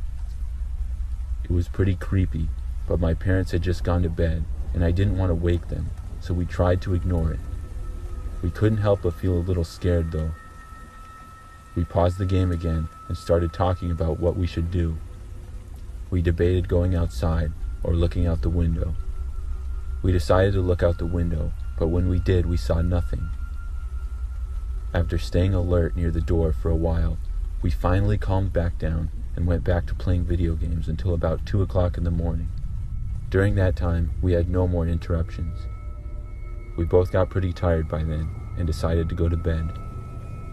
I slept on one of the couches down there, and Jay slept on the other. We fell asleep for probably an hour, but awoke at around 3 in the morning to more noises once again. This time, they seemed louder. It was more knocking as well as the bushes being moved. But now, we heard the doorknob being jiggled, as if someone was trying to open it. Without hesitating, me and Jay both got up and ran upstairs as quick as we could. As we did, we got about halfway up the stairs, and we heard the sound of glass breaking coming from the basement. I was terrified and ran for my parents' room. Once we got inside, we called the police. My dad left the room to lock the door to the basement and make sure that the man couldn't get upstairs. We heard noises downstairs for a while, and then they stopped. The police arrived several minutes later. They looked around and searched the entire house, but the man was gone. They did see that several valuable items from the basement had been stolen, including my PlayStation 4. We were just happy to be safe, though. The police ended up being able to track down the man several days later, and I got a new PlayStation 4. It made for quite a story, though.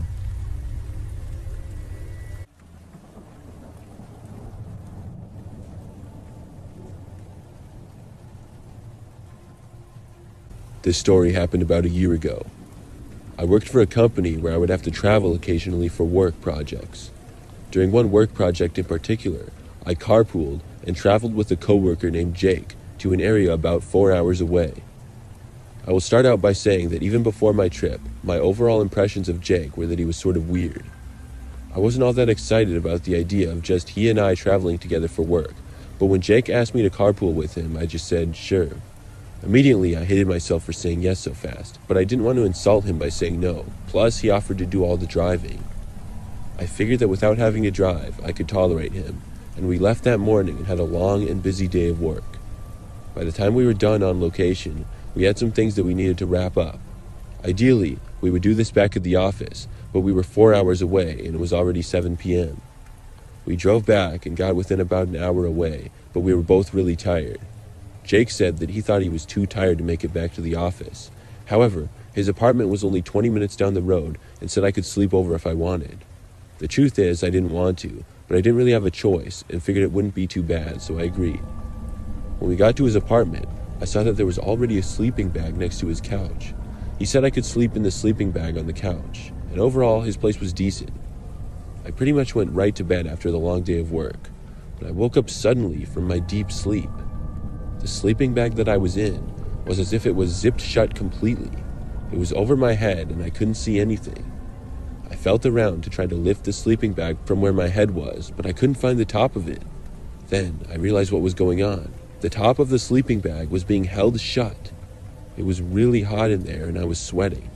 I also felt like I was running out of air. I tried sitting up, but it was difficult.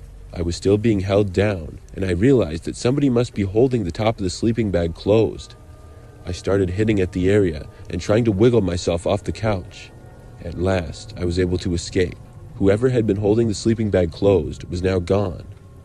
When I felt the cool, fresh air from the rest of the room hit me, it was refreshing. But as I did, I looked around the very dark living room, and I saw what appeared to be Jake disappearing into the hallway towards his bedroom. and then I heard the door quietly close and lock.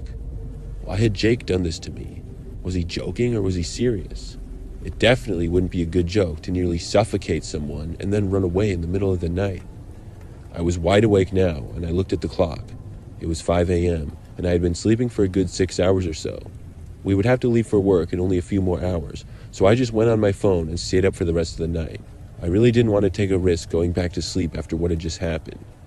When it was about 7 a.m., I got ready to leave and waited for Jake to get up. He got up several minutes later and asked if I was ready to go, then we left. I didn't want to bring up the night before of what had happened, and I was wondering if he would, but he didn't. We drove the next 30 minutes to work in almost silence, and it was pretty awkward. After we got to work, we finished up the project, and thankfully, I didn't have to work with Jake for the rest of the day or the next day. And after that, I never saw him again.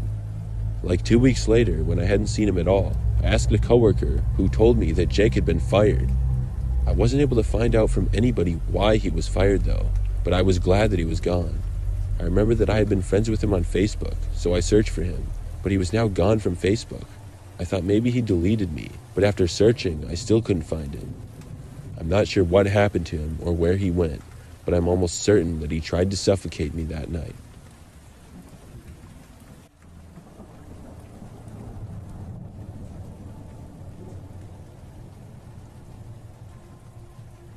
This happened back when I was 8 years old. Back then, I had a friend named Max. Max and I were friends from school and would hang out at each other's houses.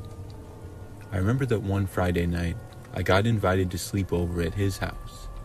For the most part, Max's family had a pretty average house in a common neighborhood. The living room of the house was at the front end, and the kitchen was towards the back. The bedrooms were located upstairs. So I went to his house after school with my sleeping bag, toothbrush, and some other stuff. My mom was going to pick me up from his house the next morning. When I got there, I remember I had pizza with Max and his family and we hung out. Later on in the night, I don't remember exactly why, but for some reason we were going to sleep in the living room. Maybe it was because that's where the TV was, or maybe it was just because there was more space there. But both Max and I put our sleeping bags on the floor down in the living room. When it got late, Max's parents and sister went up to bed, and the two of us hung out in the living room. We didn't stay up that much longer though, because Max got tired pretty quickly. I remember that he got into his sleeping bag and was soon out. I, on the other hand, was not that tired. I remember laying down, getting under my covers, and closing my eyes, but for some reason, I just couldn't sleep. I really didn't feel tired at all. I didn't have a cell phone or anything way back then, so I was pretty bored. I was just laying there in the dark, looking around the living room or trying to sleep. This went on for what felt like a really long time. I would say that it was at least 30 minutes to an hour. The house was very dark and also completely silent. Then, suddenly, out of nowhere, I heard the sound of the garage door open. It was the door that led from the garage to the pantry, which was next to the dining room. When I heard it, I was really surprised. I had no idea who that would be. For a moment, I thought maybe it was Max's father, but I had literally seen everybody in his family go up to bed in the other direction. I also could not see the garage door from where I was. You see, the living room was completely closed off from that part of the house. You had to go around a corner and enter the kitchen. Then you would have a view of the dining room and pantry area. I could only see a small part of the kitchen from where I was, and it was the opposite direction. After I heard the door open, I briefly heard footsteps, which were really quiet, but then things were pretty much silent again. I quickly became really nervous, fearing that it might be an intruder. I was expecting whoever it was to probably walk through the kitchen and either go into the living room or go upstairs. Either way, that would be walking by me if they did. I laid in my sleeping bag and did not make a sound at all, but I did look over to the corner. I didn't see anything, but I was half expecting to see somebody walk around the corner at any moment. But as I continued to watch, I didn't see anyone. I did not hear anything more either. I definitely was not tired now. I just kept laying there, not knowing what to do or what was going on for the longest time. Maybe 10 or 15 minutes later, I still hadn't heard or seen anything, and I decided to wake Max up. I went over to him and tapped his shoulder. After a few tries, he awoke, and he asked me what was going on. I told him that I heard the garage door to the house open and I thought that somebody had entered. He asked me if I was joking, and when I said no, he seemed to wake up. After whispering to each other and discussing it for a few moments, we decided to go and look. I was pretty nervous, but Max and I got up and walked over to the corner to go and see. We walked over, and right before we reached the wall and entrance of the kitchen, we heard the sound of the door opening again. Then, as we looked around the corner, we were just in time to see the garage door closing and somebody walking out of it. We did not get a good look at all of who the person was, but we could tell that somebody had been there. After the door to the garage shut, Max and I were both completely shocked. Max then ran over to the garage door and locked it. After that, he sprinted back over to the living room and said he was going to wake up his parents. I waited in the living room as Max went upstairs and returned about a minute later with his parents. They came down and Max's father walked into the garage. We discussed what happened with his mother, and a few minutes later, his father returned inside. He said that whoever was there had left. Max's father even looked around the backyard a little bit and was confident that he didn't see anyone. At that point, everybody pretty much went back to bed.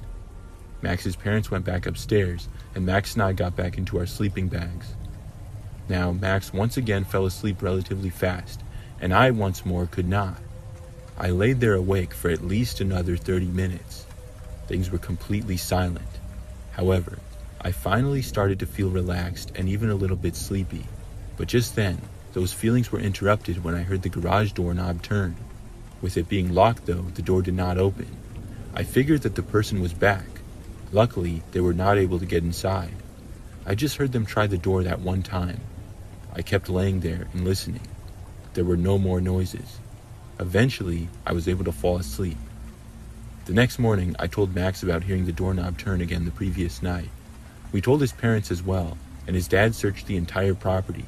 However, whoever had been there must have actually been gone then, because he didn't find anything. My mom soon came and picked me up after that. I didn't really hear anything more of it from Max. I stayed over at his house a few more times, and nothing like that ever happened again.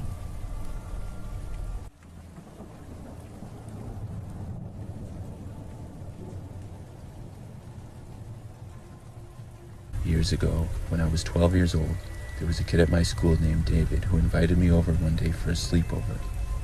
It was kind of random and I was sort of surprised by it, because I didn't really know David all that well. We had talked a few times here and there, and he had been new to the school the year before, but we never really hung out at all. I told him I didn't know, but he persuaded me, so I said all right, and I asked my mom when I got home from school. She said yes and drove me to his house after school that Friday. It was my first time being at David's house, and I was still kind of surprised that he invited me over, but I thought it was cool to be making a new friend. He showed me around his house, which was very nice, and we played some video games. David overall just seemed a little bit strange to me. I didn't really know what exactly it was, but I felt like I just didn't really get along with him.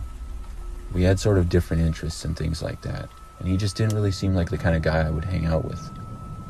Finally, it was time for bed, and I got in my sleeping bag on the floor of David's room, which was a pretty decent-sized bedroom for a kid. It took me a while to fall asleep, but eventually I did, only to be woken up a few hours later.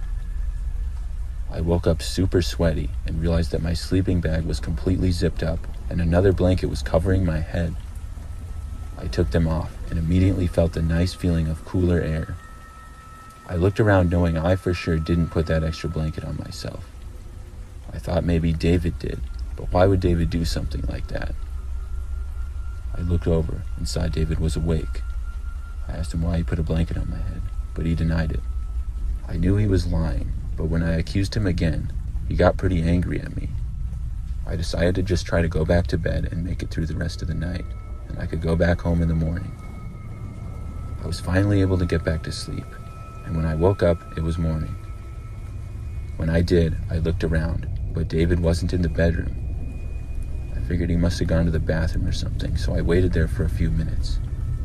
Eventually, I really had to pee, so I got up to leave the room, but the door wouldn't open. It seemed to be locked from the outside. This was the last straw for me. I was pretty annoyed with how David was acting towards me, and I called my mom on my phone and asked her to come pick me up. I didn't have a good time at all, but I was still glad, I guess, that I gave it a chance to make another friend. David, by this point, just seemed really strange to me. My mom told me she would come and get me, so I knocked on David's door and called out to him that it was locked, but nobody came. I knocked several more times and even shouted once. I told him I was locked in his room, but I got no response once again. David's house was pretty big, so there's a chance I wasn't heard, but the whole thing just made me really angry. Finally, David's mom opened the door to his bedroom and told me that my mom was here to pick me up. The way she said it, she sounded almost annoyed. And that was another thing that was sort of strange to me, is that David's parents were kind of unfriendly. I was just happy to go home, though, and I left without even seeing David at all. It was a Saturday, so I spent the rest of the day just hanging around the house and playing some video games. That night, however, I was in my bedroom when my mom called out to me that one of my friends was there. I walked out and saw David standing at the front door. He did not look happy. I walked over to him and he angrily asked me why I left his house so early without even saying bye to him or anything. I told him he locked me in his bedroom and I didn't even know where he was. He then denied it and responded by calling me a horrible friend and storming off. I really didn't care though. I just went back inside and started playing video games again. But about 15 minutes later, I suddenly heard the sound of glass breaking coming from my window. It scared me badly and I just about had a heart attack. I looked over to my window and saw glass everywhere. Then I saw a rock tumble to the ground. My parents came running into my room and saw the glass. I was all right and I wasn't near the window. My parents ran over and looked out the window to see David running away down the street. David had thrown a rock through my bedroom window, breaking it. My parents called his parents and I remember hearing them argue for a little bit before finally hanging up. I don't really know what happened to David after that, but I never saw him at school again.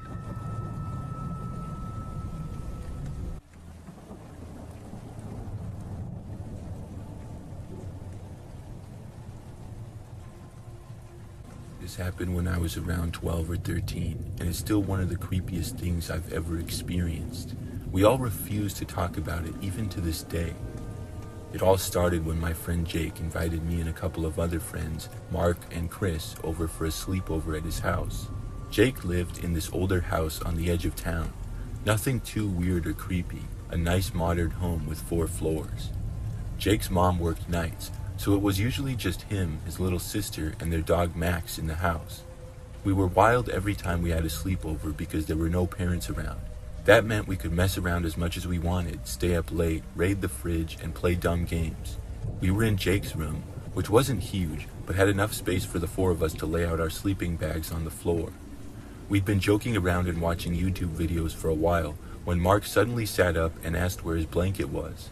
At first, we laughed because Mark always lost stuff, like he'd misplaced his phone while holding it, but we realized his blanket was not anywhere in the room. It wasn't under his sleeping bag, it wasn't shoved in a corner, and it wasn't even in the closet. Everywhere we checked, it was not there. He was annoyed, but grabbed another blanket from Jake's closet, and we went back to watching YouTube videos. We went into the kitchen to make some pizza rolls, and came back about 20 minutes later, and when we did, Chris's blanket was gone. We all just stared at him. No one was laughing now. Jake turned the light on, and we started looking around the room again. Once again, Chris's blanket was completely gone, just like Mark's. We all started to freak out a bit because everybody had gone upstairs to make the food, which wouldn't make any sense how the blanket was gone. We then noticed a torn corner of Mark's original blanket sticking out from under Jake's bed. So I went down to grab the blanket and I heard a loud rustling noise. "What was that?" someone had screamed. When I was leaned down to look under the bed, I realized there was something under there. We played it off thinking that it was the dog because we had not seen him all night. As we were going back upstairs, that's when we noticed the muddy footprints near the window. The window was cracked open just slightly, enough to let breeze in, but there were faint, muddy footprints on the floor, leading from the window towards Jake's bed. We all could have sworn that the window was closed earlier. We decided to get out of Jake's room and sleep in the living room instead. We brought our sleeping bags with us and made sure to lock the door behind us. Max was sprawled out on the couch, and all of a sudden randomly started barking down the hallway into the pitch black. We didn't sleep much that night. We just sat there in a huddle, holding random weapons we had found around the house. Jake's mom came home the next morning and we told her everything. She believed everything right away, which was nice, but then she noticed the muddy footprints. When she did, she called the police. The cops couldn't find anything at first though. They said it was probably an animal or maybe a prank, which didn't really make us feel any better. But about a week later, Jake called me and explained that they had found someone in the attic. Apparently, when the police came back for a more thorough search, they found evidence that someone had been living in Jake's house for months. The guy was hiding in the attic and sneaking down at night to steal food, clothes, and apparently blankets for over 4 months. I learned that the guy was what they call a frogger, which basically means somebody who secretly lives in other people's houses. The idea that he was under the bed while we were all sitting there is kind of insane to think about.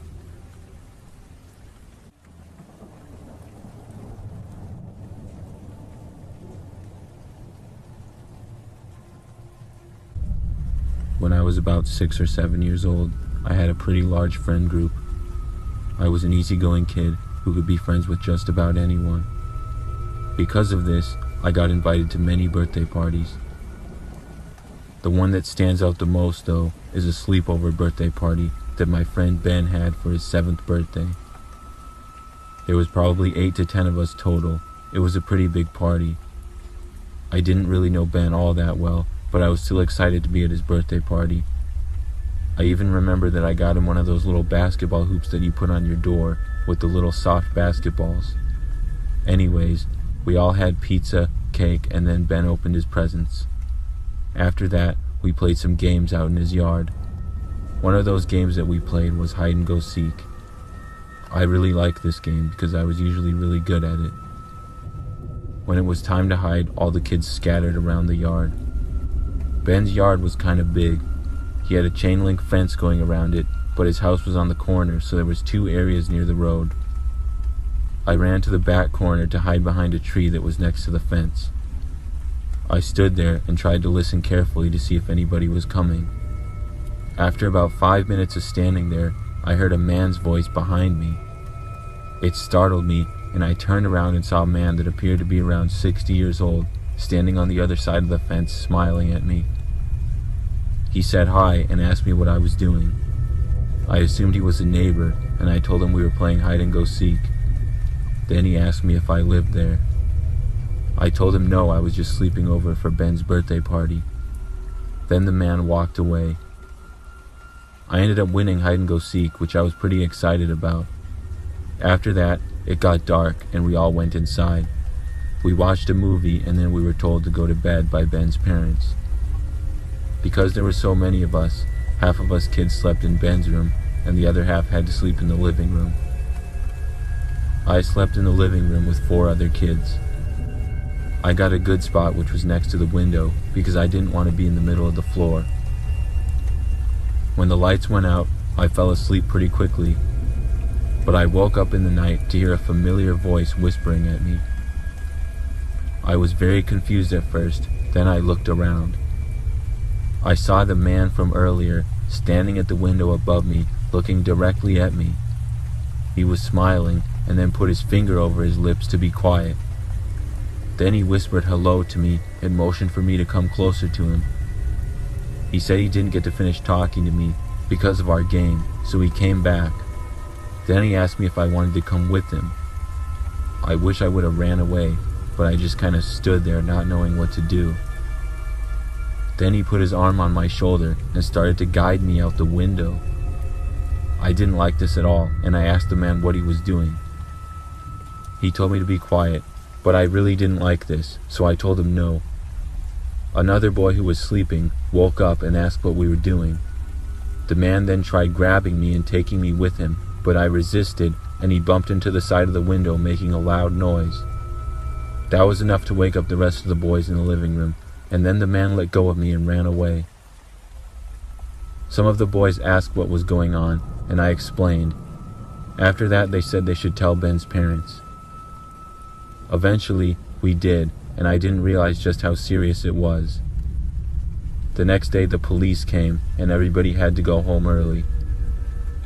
It turns out the man didn't even live in the neighborhood, and nobody knew who he was.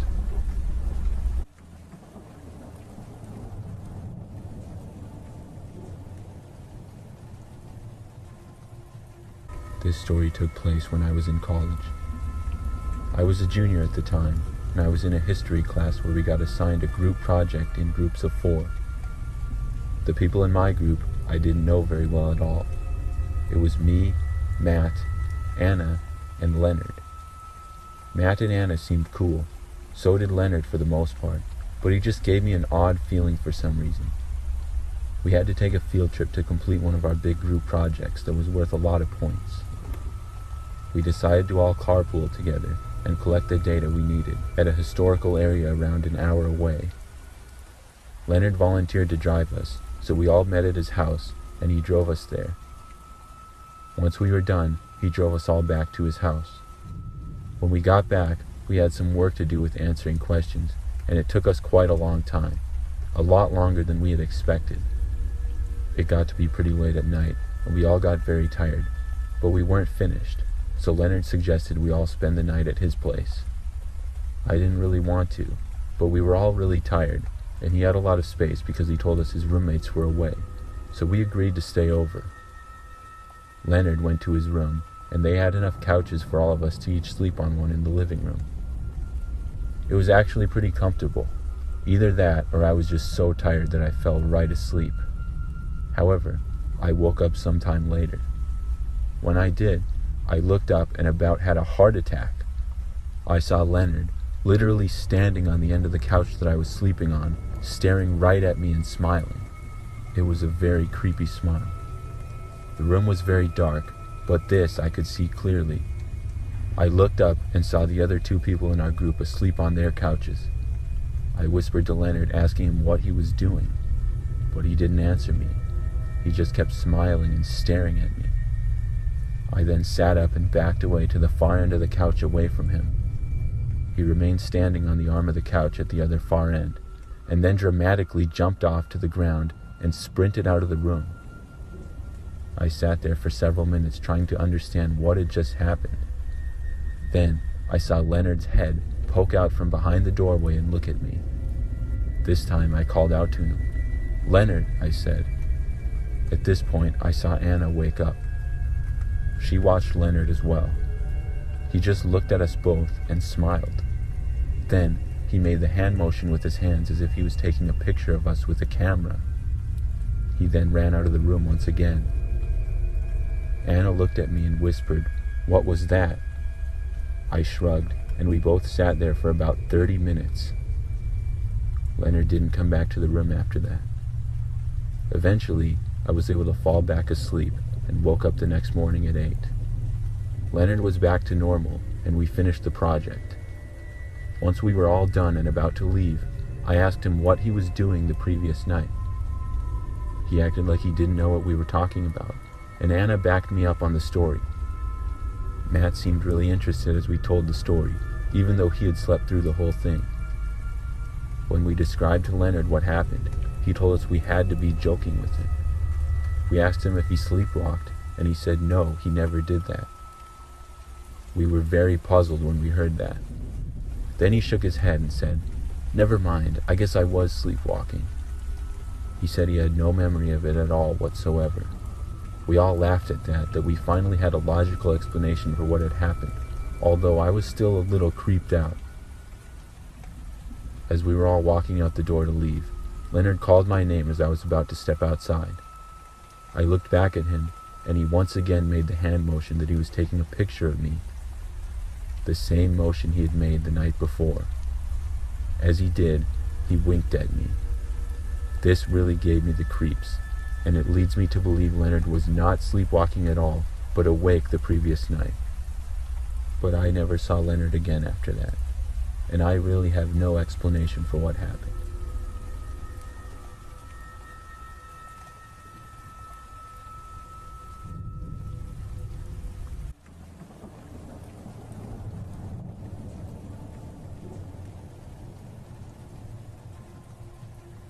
Alright, so this happened last summer, and I still can't believe how it went down.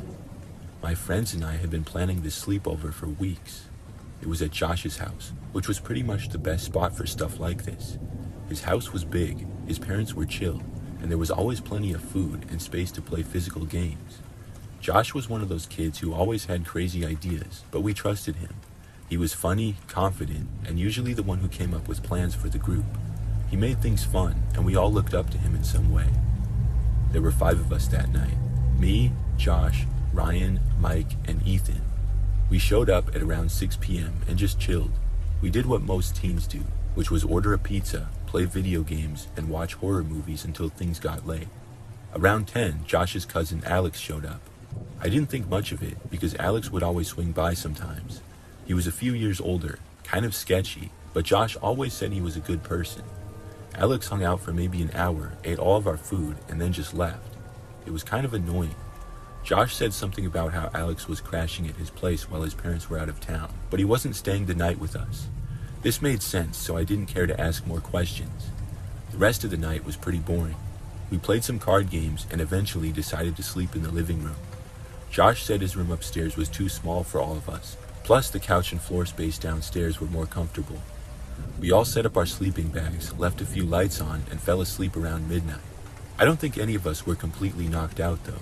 We were all joking and half awake for a while, shouting explicit things and dirty jokes to make someone across the room laugh. At some point, I woke up to the sound of the sliding glass door in the kitchen opening. It wasn't loud, but it was just enough to snap me out of my half-sleep. I figured maybe Josh had gone to get a snack or something, but then I heard muffled voices. I couldn't make out what they were saying, so I looked over at Josh, and he was still sleeping in his sleeping bag. Before I could say anything, the living room lights flipped on. Standing there was someone wearing a ski mask and holding a gun. My fight and flight was triggered, and I froze. Behind him was another guy, also masked and carrying a duffel bag. They started shouting, telling us to sit up and stay quiet.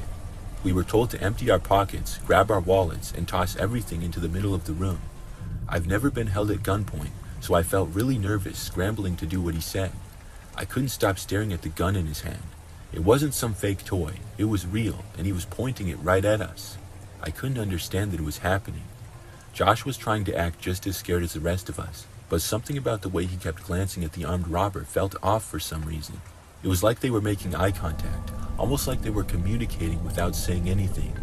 At first, I thought I was imagining it, but the more I watched, the more obvious it became. The robber kept screaming orders, telling us to grab our phones, watches, and anything valuable. He even made Mike dump out his backpack because he said it looked too full. The other guy with the robber started going through the kitchen drawers, grabbing random stuff like Josh's mom's jewelry box. It was chaos. He even started drinking the milk straight out of the carton. This made me panic more because I wanted to laugh, which is messed up. And then he fired the gun. It wasn't at any of us, thank God, but he shot it into the ceiling. The sound was deafening. Ryan started crying, and Ethan couldn't stop shaking. The robber told us to shut up or the next shot wouldn't miss. I couldn't even think straight. The only thing I could do was hope that it would be over soon. After they grabbed everything, the robber and the other guy ran out the door, leaving us sitting there in shock. No one said anything for a while. Josh was the first one to speak, saying something like, "What just happened?" But the way he said it felt so fake, like he was trying too hard to act surprised. That's when Ethan noticed something. Josh's stuff wasn't touched. His phone was still sitting on the coffee table, his wallet was still in his bag, and even his expensive sneakers by the door were still there. It didn't make any sense at the time. Ethan started putting it together out loud, saying how weird it was that Alex the cousin had shown up earlier that night and someone had come back to rob us. He kept saying that it didn't feel random. We all started to connect the dots, and an argument broke out. So we wanted to go find his cousin, but then we were confronted by Josh. He flipped out and started yelling that we were crazy and that it wasn't Alex. None of us were buying it though. Josh was sweating like crazy. He kept saying we needed to call the cops, but Ethan pointed out that Josh didn't even try to stop the robbers, even though he supposedly knew him. It was obvious that Josh had set us up. We ended up calling our parents instead of the cops. None of us trusted Josh to be honest if we involved the police. When our parents got there, Josh was still trying to play the victim, saying we were being paranoid. None of us believed him anymore. Later, we found out that Alex did have a record for stuff like petty theft and breaking into lockers. It wasn't a surprise. Josh had sold us out, and for what? A few $100 worth of phones and wallets? I haven't talked to Josh since that night. None of us have.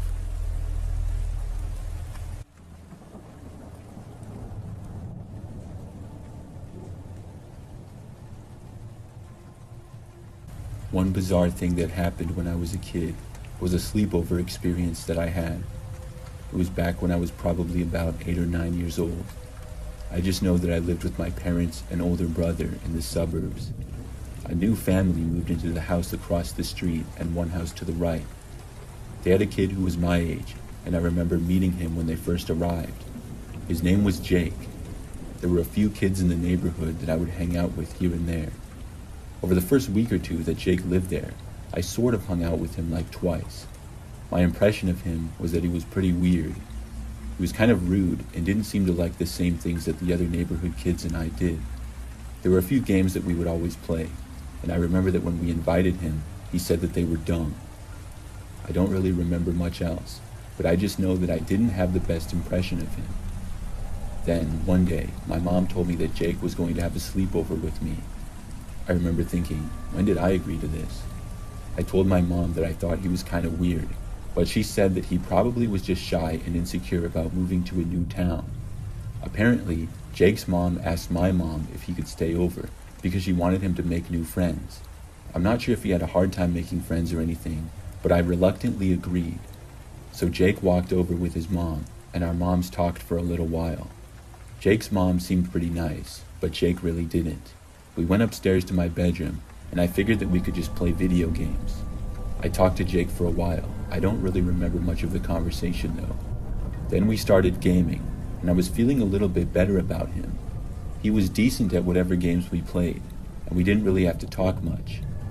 We could just go on from one game to the next, and it's always nice to have somebody to game with. This was before online gaming was super popular, so multiplayer often meant having to actually have another person there in the room. At whatever time I usually went to bed, we stopped gaming, and Jake had a sleeping bag that he brought with him. Then I got into my bed and the lights went out. The next thing I remember was waking up when it was still dark out. I was like half awake and didn't know what was going on. After opening my eyes though, I noticed Jake standing in my bedroom. He was holding one of the little Nerf footballs that I had. He then walked over to my bedroom window and opened it up. Now, I was just laying there, still squinting my eyes from having just woken up. I didn't say anything or even move. After opening my bedroom window, Jake tossed the ball out of it. Then he walked over and grabbed another ball and tossed that out of the window as well.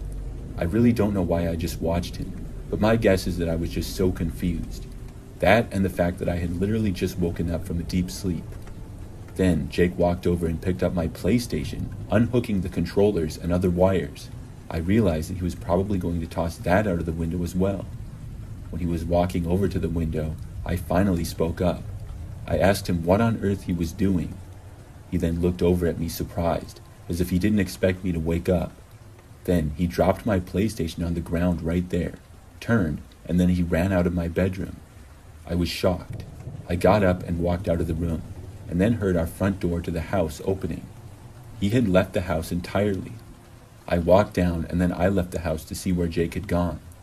When I got out into the front yard, I saw Jake sprinting into his yard and then entering his house. I was really weirded out by this. I went and got my Nerf balls that he dropped out the window. Then I went back inside and went back to bed. The next morning, I told my parents about it, who seemed to be just as confused as I was. We thought that maybe he was sleepwalking or something, but his parents never said anything about it before or after. For about 2 weeks, I didn't see Jake at all. I don't recall seeing his parents outside either. Then, the next time that I saw him was almost just as strange. One night, I was sitting in my bedroom playing video games like I often did. It was warm, so I went to open up my window to get a cool breeze. My window faced out the front yard, and as soon as I looked outside, I saw somebody standing in the front yard. I looked closer and realized that it was Jake. He was just standing there at the end of the front yard by the street, right next to the pine tree, and he appeared to be staring right at me. I kept looking at him for probably 10 seconds. Then, Jake turned and walked away. I didn't know what this kid's problem with me was. I checked out of my window several more times that night, but never saw him again. So, these events took place during the summertime.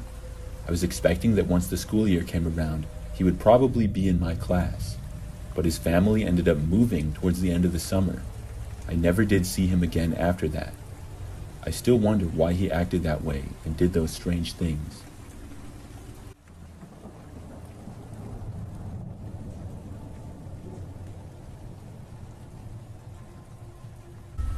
when I was about 12 years old, me and my friend would occasionally sleep over at each other's houses. One time when I was staying over at his place for a night, we went to bed at about 2 in the morning. My friend's parents and sister were long asleep by this time. We had stayed up pretty late playing Call of Duty and were finally sleepy. My friend had a bunk bed, even though he had the whole bedroom to himself, so I took the bottom bunk and he took the top. After we shut off the Xbox, we fell asleep pretty fast. I remember that I woke up though at 4 in the morning. When I woke up, I was wide awake. I didn't know why I'd woken up, because I usually slept all the way through the night. I realized that I really had to pee, so I went down the hall to use my friend's bathroom. But as soon as I opened his bedroom door and walked out of the room, I saw something strange. His attic door was open and the ladder was hanging halfway down. As far as I knew, his family never really used the attic, and I hadn't heard anyone in the hall before we went to bed. I figured it was someone in his family, but it just seemed odd to me. I went into the bathroom and used it. When I was done, I walked back out into the hallway, but the attic door was now completely shut. This really gave me the creeps. I hadn't heard any noises, and I knew I wasn't imagining things. I debated waking up my friend, but I decided not to, and I went back to sleep. The next morning, I told my friend all about what I had seen. When I did, his eyes got big, and his face got real serious. He said that he had been hearing noises up there at night, but he figured it was nothing but maybe squirrels, and he said when he told his parents, they assured him that it was nothing. We decided to tell his father when we went downstairs, because luckily it was a Saturday and he didn't have to go to work.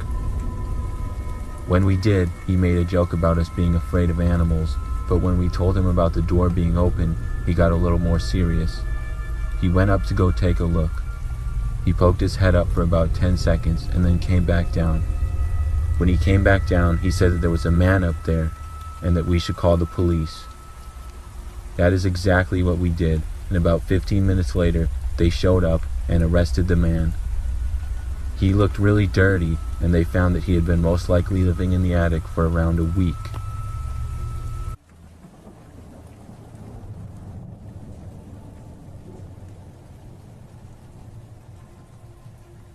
Years ago, when I was 14, I had a really crazy experience when my friend came to sleep over.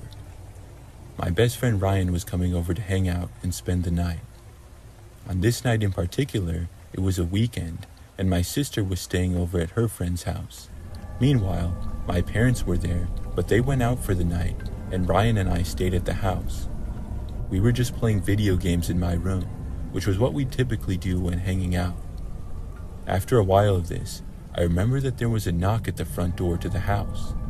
We paused the game and went down the hallway and over to the front door. I looked out of the window first, and I saw a woman standing there on the front step. She appeared to be sort of young and had shorter dark hair. I had never seen her before though.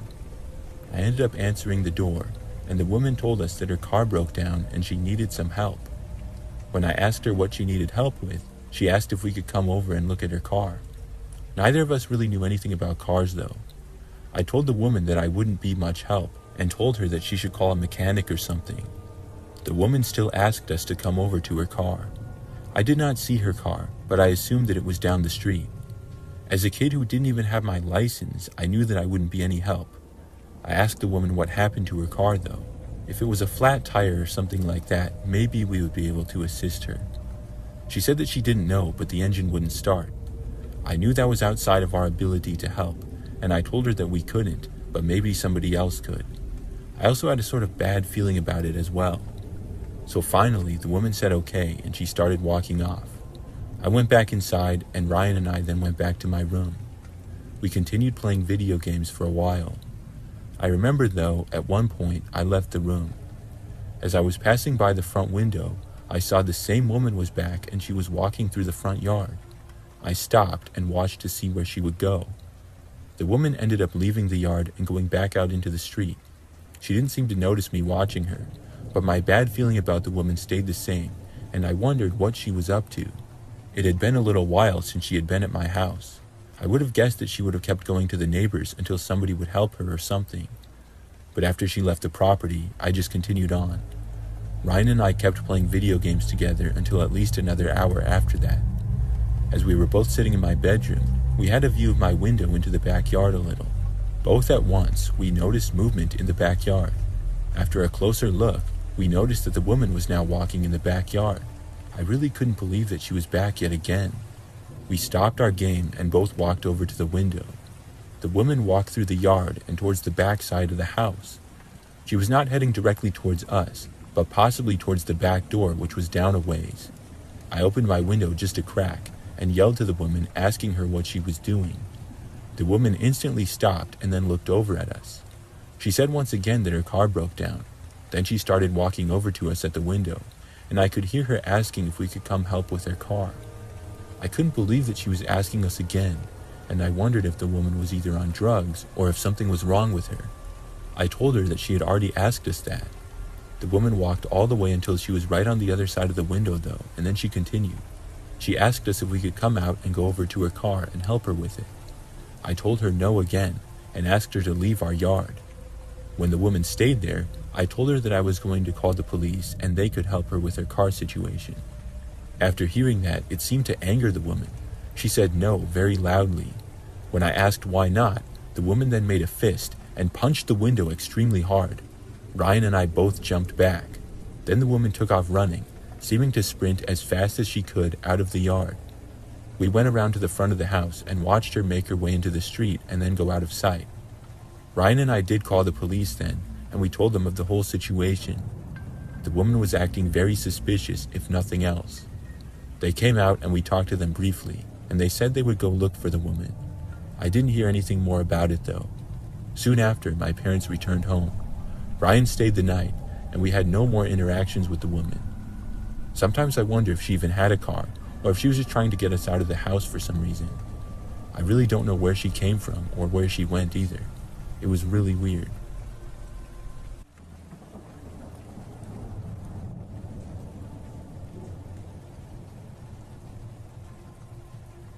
This is something that happened back in 2003.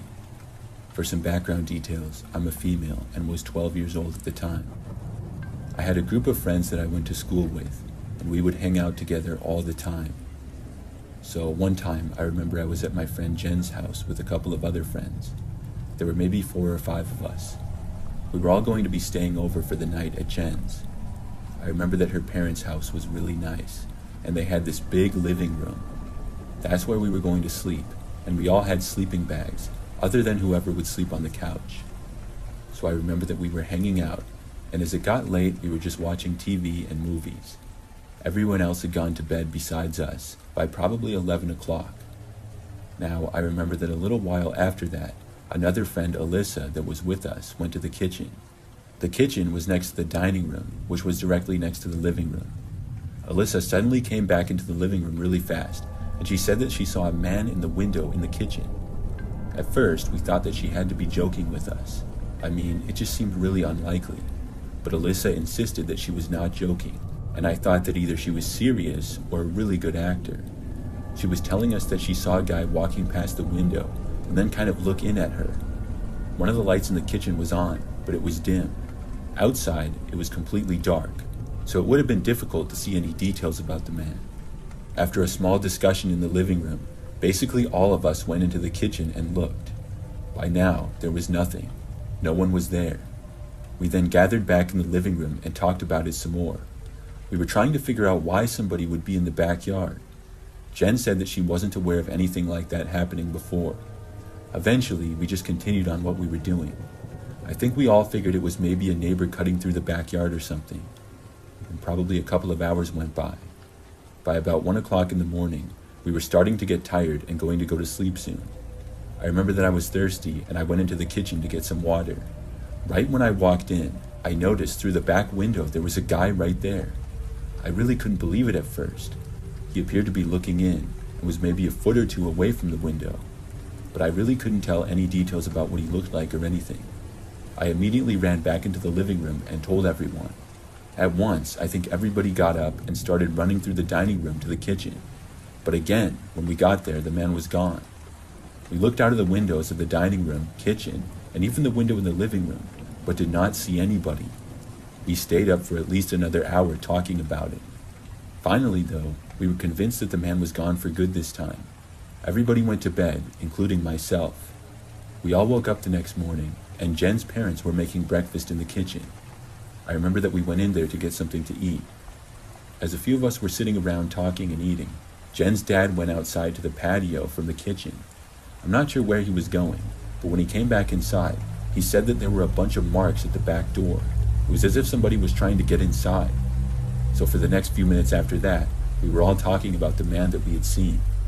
It seems as though he tried breaking in, but luckily he didn't.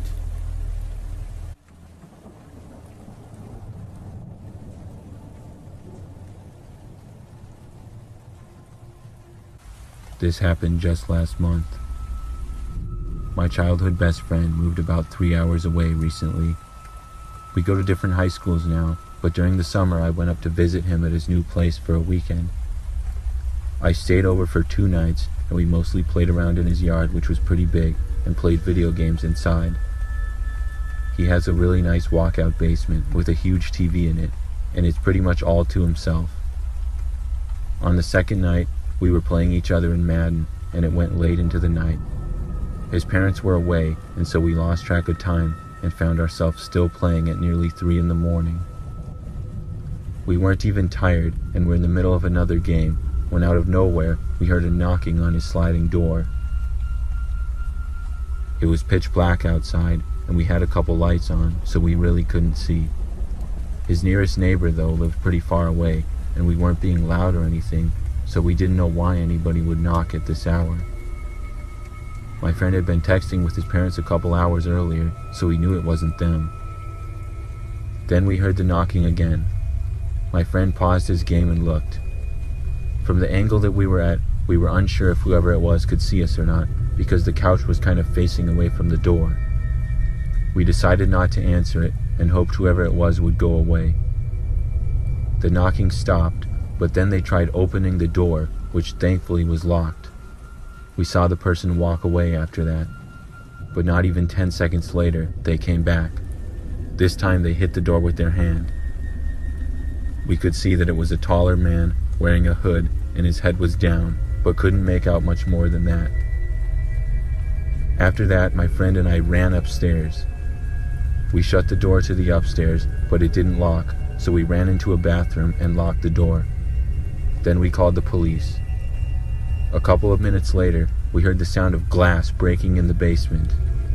The police said they were sending somebody out, but we knew it wouldn't be about 10 minutes before they arrived, because of where my friend lived.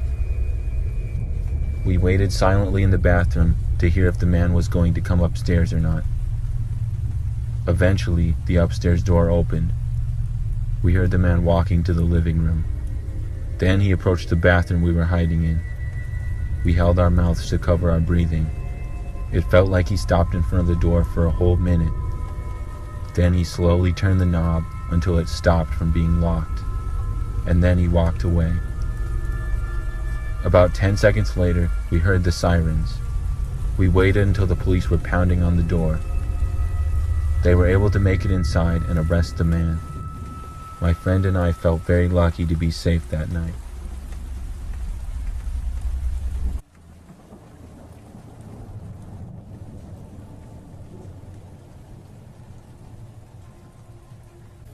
I remember one time I went to this sleepover with some friends when I was really young. I'm pretty sure it was one of the kids' birthdays. I don't even remember who all was there though. I knew maybe 3 of the kids out of the probably 7 or 8 that were at the sleepover.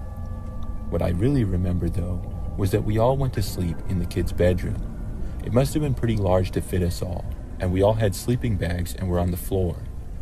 I fell asleep that night around the time everybody else did, but I remember that I randomly woke up in the night. After being really confused and groggy for a few seconds because I was not waking up at my house, I remembered things.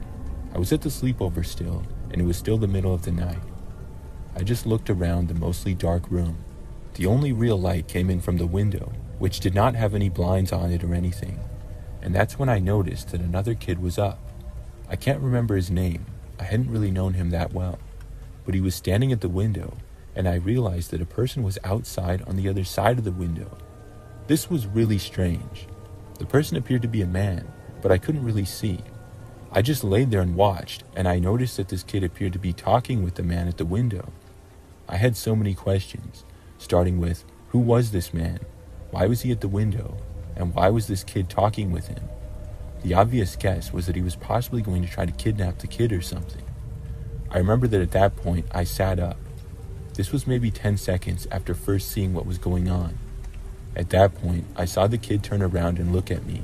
Then the man at the window quickly disappeared and ran away. I didn't say anything. I'm not really sure why. Maybe I was just so confused, or maybe I was just truly speechless. Anyways, the kid then walked over, got inside of his sleeping bag, and seemed to go back to sleep. I just turned over and I tried to go back to sleep myself. And eventually I did, and I didn't hear or see anything else strange. I also was not woken up for the rest of the night. When everybody got up the next morning, we all went to the living room and kitchen for breakfast. I remember that it was then that I saw the kid, and I asked him who was at the window. Surprisingly, the kid completely denied it. He said that he didn't remember going to the window or anything. I told him what happened, and he claimed that I must have been dreaming it. I was so confused. I knew that I wasn't dreaming it, but I didn't say anything else about it for the rest of the time. Well, I ended up seeing the same kid again probably a few months later. It was at another kid's birthday party who we both happened to know. There, I brought it up again. This time, he did not deny it. He told me that he randomly woke up in the night and saw this guy at the window. The guy then waved him over, and he went, thinking that the guy must have been a family member of one of the kids or something. He opened the window, and the guy was telling him to go around and unlock the front door.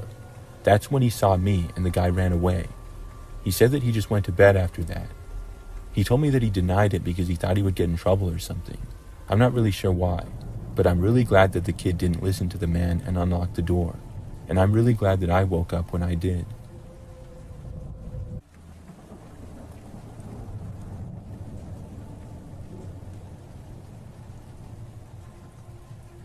This happened when I was a kid, about 30 years ago, and I still think about it sometimes. I was around 12 or 13, and my friend Megan invited a few of us over for a sleepover. There were 4 of us. Megan's house wasn't anything special, just a normal suburban place, but it had this attic that we all thought was super cool. That's where we usually hung out when we were at her place. Usually at our sleepovers, we would just talk and hang out. It was nice, and sometimes we would smoke up there because we were kids just trying to be kids. One time, Megan said she found her dad's digital camera in the attic earlier that day. It was one of those chunky cameras with a tiny screen on the back. We thought it was funny how it looked, and Megan said we should mess around with it and take some pictures. We started taking stupid pictures of each other, pretending to pose like models or acting like we were in a scary movie. The flash on the camera was so bright, so everything looked washed out, which made it funnier.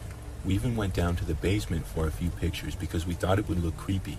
And the basement was dusty and looked kind of gross, so we didn't stay there for long. After a while, we went back into the living room to chill. Megan started scrolling through the pictures on the screen, and at first we were just laughing at how ridiculous we all looked.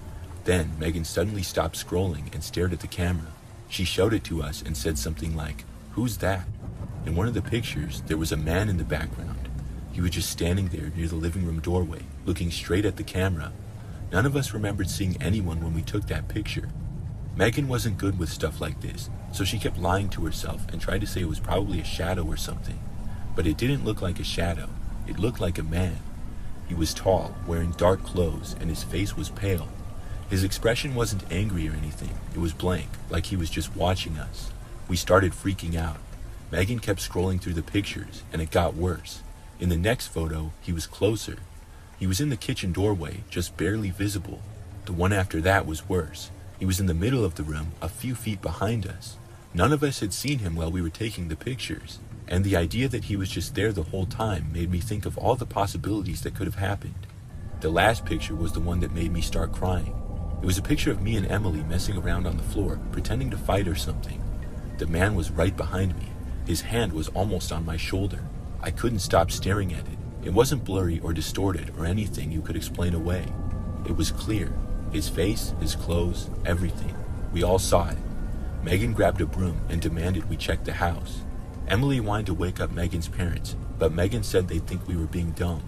We turned on every light and went through the house together, checking every room, closet, and even under the beds. Everything was locked and nothing looked out of place, but none of that made me feel better. Eventually, we woke up Megan's parents. Megan's mom looked freaked out when we told her, but her dad tried to stay calm. He said it was probably just a reflection or something on the camera lens. Megan's dad checked the house and even went out into the backyard with a flashlight, but he didn't find anything. While this was happening, I remember the rest of us sat in the living room, too scared to say much. Every time I closed my eyes, I saw that man's face, the same face in the photos. The next morning, Megan's parents said they were going to call the police. They told us to stay put while they explained everything. But when Megan grabbed the camera to show the pictures to her parents again, they were gone. Every single one of them. The random pictures that were taken before that night were still on the camera, but all the ones we'd taken during the sleepover had disappeared. Everyone and their mom said it was just a glitch on the camera, as the tech back then wasn't that good, but I don't think he believed it. Megan's mom didn't say much after that, but she looked worried. None of us knew what to do. The man in those pictures was real. I know what I saw, and so did the others. After that night, none of us ever went back to Megan's house. We didn't really talk much about it either. I think we were all just trying to forget it ever happened. Megan acted like it didn't bother her, but I could tell it did. We all drifted apart after that, and I haven't spoken to her in years. Everyone didn't want to believe it happened, even the parents. But still to this day, I remember there was that man in those photos, and it was not a dream.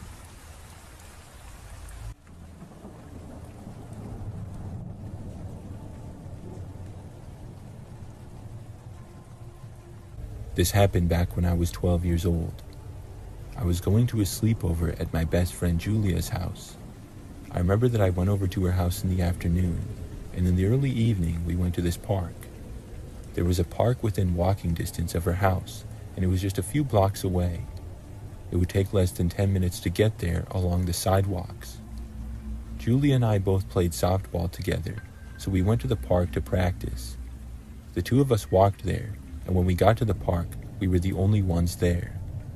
It had one softball field, a few benches, a large open area of grass, and some trees scattered around. The park was surrounded by the residential neighborhood. So we started playing catch and did some fielding practice as well. Probably like 45 minutes into being there, only a few people had passed by.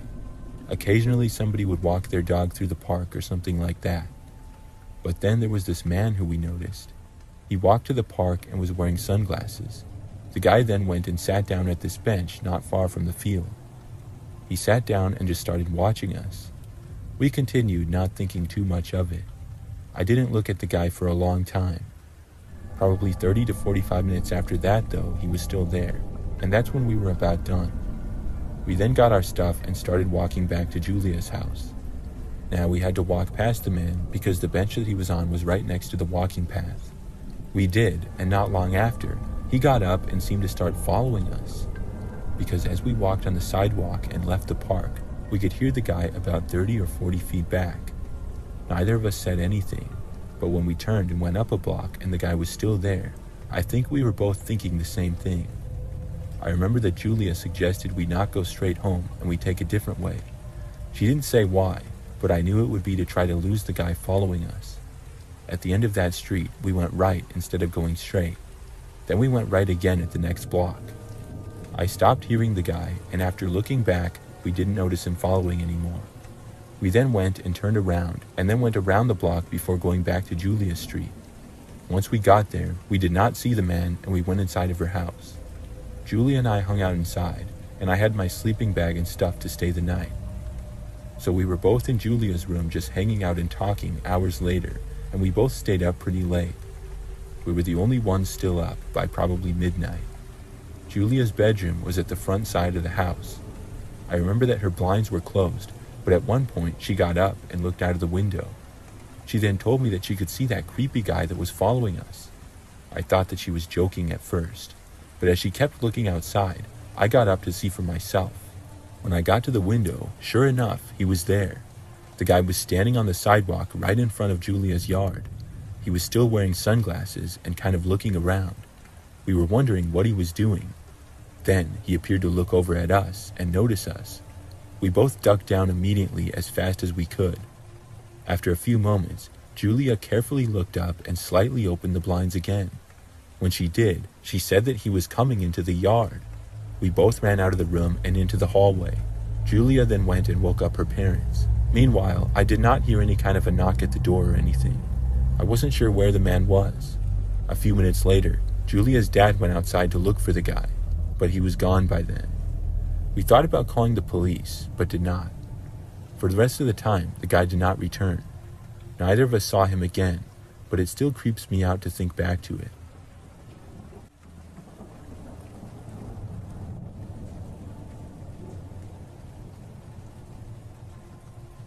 Ben invited us over to his house one night. Ben wasn't really my friend. He was one of those kids who was always around, but never really part of the group. There were 6 of us that slept at his house that night. Why we all collectively chose to go to Ben's house is still beyond me to this day. He invited us over for a sleepover and said we'd watch horror movies all night. It sounded fun, so we all agreed to go. Ben's house was normal enough, kind of old but not creepy or anything. His parents were out of town for the entire weekend, and I still think it was a bit irresponsible to leave a bunch of kids in a house for an entire weekend, but they were kind of rich. They left us tons of snacks and said they'd be back on Monday. That was the first red flag. Honestly, like I said, who leaves a bunch of 13-year-olds alone all night? Ben had set up everything in the living room. He had a big couch, tons of blankets, and a stack of old horror DVDs. We watched some cheesy old slasher movie, throwing popcorn at the screen and making fun of the bad acting, and Ben started off not saying much at the start of the night. After the first movie, Ben started talking about how real horror wasn't what you saw in movies. He said that it was about the things people don't see and the stuff that happens when no one's paying attention. I looked at one of our other friends and he mouthed the words WTF, and no one said a word. And then Jake told him to shut up and put on another movie, and we all laughed it off. The second movie was darker, slower, and honestly kind of boring. Tyler and Sarah started whispering to each other, talking about school drama, while Emma scrolled on her phone. I noticed Ben wasn't watching the movie anymore. He was staring at all of us, one by one, like he was angry. I asked him what he was looking at, and he just smiled and said, "You'll see." By the time we got to the third movie, the vibe had completely shifted. This movie was about this creepy old house, and Ben kept making comments about how it reminded him of his own. He said weird stuff like how houses could keep secrets, and you should never go around looking for things you aren't ready to find. None of us really knew what to say, so we just continued to ignore him. Then, during one of the quieter parts of the movie, Ben stood up and said that he had something perfect to show us. He told us to pause the movie and follow him upstairs. I didn't want to go, but Jake and Tyler were already getting up, so I went along. Emma and Sarah looked nervous. Ben's room was so strange. The walls were covered in posters for old horror movies, but what really stood out were the shelves. They were full of these weird trinket type of glass jars and old books, and these creepy dolls that looked way too realistic. The dolls were not store-bought, he had told us. They were homemade, stitched together from scraps of fabric with mismatched buttons for eyes. Some of them were missing arms or legs as if they were torn off, and one had a weird red stain across its face. Sarah pulled me aside while Ben was showing everyone the dolls and asked if I also thought Ben and everyone in his bloodline was just weird. I started laughing because Sarah was always good at lightening the mood, but as we looked over, Ben seemed proud of it. He picked up one of the dolls and started explaining how he made them, saying how each one had a soul and they were all his friends. We all kind of laughed nervously, but I think we all started to feel the same thing, and that was that we didn't want to be there anymore. Then Ben said he had something really special to show us, and I thought to myself, oh, it gets worse? We walked over to his closet and he opened the door. Inside was a life-size doll sitting in a wooden chair. It had button eyes similar to the smaller ones, but its hair wasn't fabric, it was real. Long, dark human hair sewn onto its head. The strangest part was that no one in Ben's family had that color hair. Its hands weren't fabric either. They were rubber gloves, stuffed with something heavy that made them look eerily lifelike. Tyler and Jake started backing up to the door to try to sneak off, and Emma and Sarah both whispered that we should leave. But Ben just stood there, smiling. He said the doll was different, and that it was alive in a way the others aren't. He then added almost casually that it doesn't like strangers. That was it for me. I turned and walked out, and the others followed. Ben didn't try to stop us, but as we all headed downstairs, he said something like, "You shouldn't leave too soon. It gets mad when people leave." We all kind of walked out of Ben's room awkwardly, trying not to look. He was still standing by the closet where the creepy life-size doll had been sitting. I couldn't tell if he was watching us or not. No one said a word as we walked downstairs. It was late, past midnight, and the only light came from the TV in the living room. Nobody said much as we settled back onto the couch and floor. It was so awkward. Jake was the first to finally say something. He said something about how weird Ben was being. Emma and Sarah nodded, both agreeing that the whole night had been uncomfortable. Nobody really laughed or made jokes like we usually would. It wasn't funny. We set up sleeping bags and blankets in the living room. The TV stayed on for some light, and one by one, everyone started drifting off. I couldn't fall asleep right away, though. My mind kept going back to the doll, the way it looked so lifelike with its button eyes and that real hair. Everything I've known about Ben was wrong. An hour must have passed before I started to feel myself almost falling asleep. Ben still hadn't come downstairs. I figured he must have stayed in his room, which was fine by me. The less I saw of him tonight, the better. I don't know how long I was asleep before I wake up, but it couldn't have been too long. The TV was still on. At first, I didn't know what woke me up, but I just did for some reason. I sat up and glanced around the room. Everyone else was asleep. Then I saw it. Something in the corner of the room. It looked like a shadow at first, but as my eyes adjusted, I realized it wasn't just a shadow. It was Ben. He was standing there, perfectly still, wearing the doll suit. The rubber hands filled with tan liquid hung limp at his sides, passing his knees. He wasn't moving. He was just standing there, staring straight at me. I didn't know what to do. My glasses were sitting on the floor next to me, so I reached for them slowly, trying not to make any sudden movements. It was Ben standing in that suit, staring at me like he was waiting for me to wake up. I wanted to say something, but I couldn't. I couldn't even breathe right. I just sat there, gripping my blanket, trying to convince myself that I was still dreaming. But I wasn't. The way the suit sagged around him was disgusting. He didn't move. He didn't say anything. He just stood there, staring for minutes. My mind was trying to understand how he even got into the suit. It had been so big and heavy when it was sitting in his closet. I didn't think it was possible for him to wear it, but somehow, here he was. I don't know how long I sat there, staring back at him. Then, without a sound, he took one step forward. That's when I lost it. I scrambled to my feet, tripping over my sleeping bag, and practically fell onto Jake. He woke up, asking what was wrong, but by the time I turned back to the corner, Ben was gone. The suit was gone. I tried to explain what I'd seen, but Jake just shook his head and said I was seeing stuff. Tyler and Emma woke up too, asking what was going on, but I couldn't get the words out. I felt terrible. When morning finally came, Ben was acting like nothing had happened. He came downstairs in his regular clothes, eating cereal like it was just another day. I didn't say anything to him. None of us did. We all just packed up our stuff and left as soon as we could. On my way out, I glanced at Ben, and he looked at me and winked.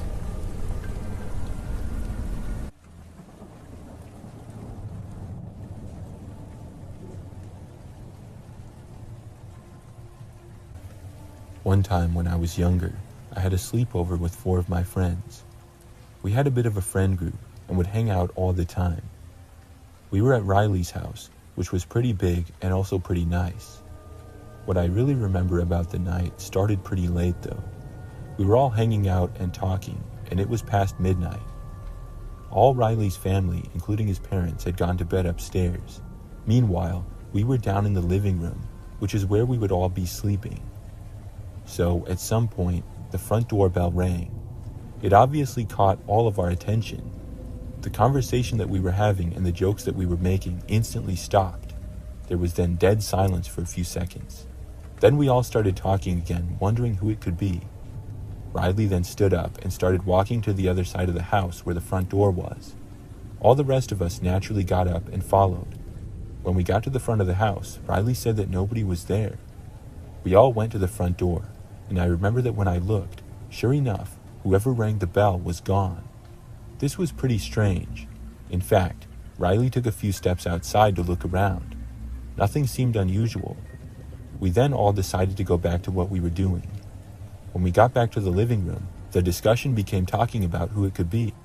Some of us thought that it was maybe another friend pranking us. After talking for probably another 10 to 20 minutes, the doorbell suddenly rang again. This time, we all got up at once and headed again to the front of the house. When we got there, once more, nobody was seen outside. Riley opened up the door again. This time, though, all 5 of us went outside and looked around.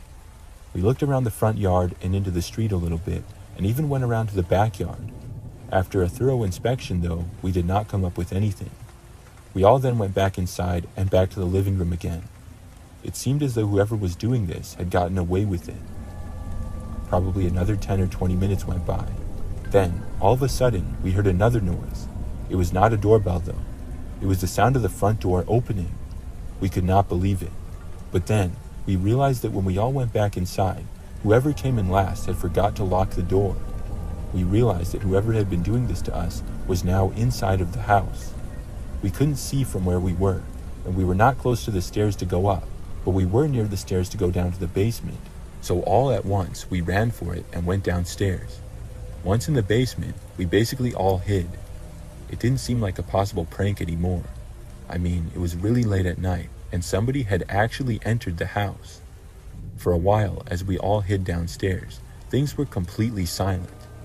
After probably 10 minutes of this, we started to whisper to each other. Then, after a while of this, we started to talk. Then finally, we decided to go upstairs and check. We hadn't heard any noises like somebody walking around or anything, so we carefully went back up. Once we did, we didn't see or hear anything. We checked the house and went upstairs. Nobody was there. We realized that whoever had entered must have left as well. We locked all the doors and then went back into the living room. There was no more ringing of the doorbell or anything. We eventually fell asleep, and the next morning talked about it again.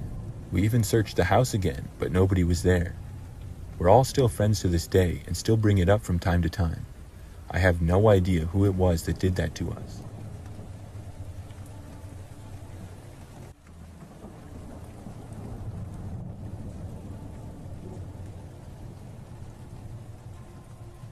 Back when I was 11, I had a sleepover at my best friend Alyssa's house. She lived just down the street from me, and we went to school together and hung out all the time. So on this night in particular, I walked over to her house sometime in the afternoon like usual. The first part of the sleepover went normally. I don't recall if it was a weekend or just a summer night, but I know that we stayed up pretty late. Alyssa's bedroom was upstairs at the front part of the house. At probably like midnight, we were in Alyssa's room and we noticed something out the window. We could see the street in front of her house and had a pretty good view of it. There was this guy walking down the street, but then he turned around and walked back. He seemed to be almost pacing back and forth between the house past Alyssa's to the right and the one next door to the left. We watched him walking and were wondering what he was doing. None of us knew who he was or recognized him as a neighbor. This was something that was unusual for the street as well. Typically, there were not people walking down the street really late at night.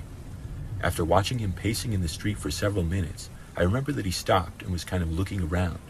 Then he looked up and we were sure that he saw us. He seemed to almost make eye contact with us for a second, and Alyssa and I quickly ducked down. Obviously, we didn't want him to see us, whoever he was. We decided not to look out the window anymore after that. However, probably 2 or 3 minutes later, there was a knock at the front door of the house. We both feared that it was the man right away. Alyssa's parents had gone to bed already, so we were the only ones awake in the house. We ignored the first knock, but there was soon another one.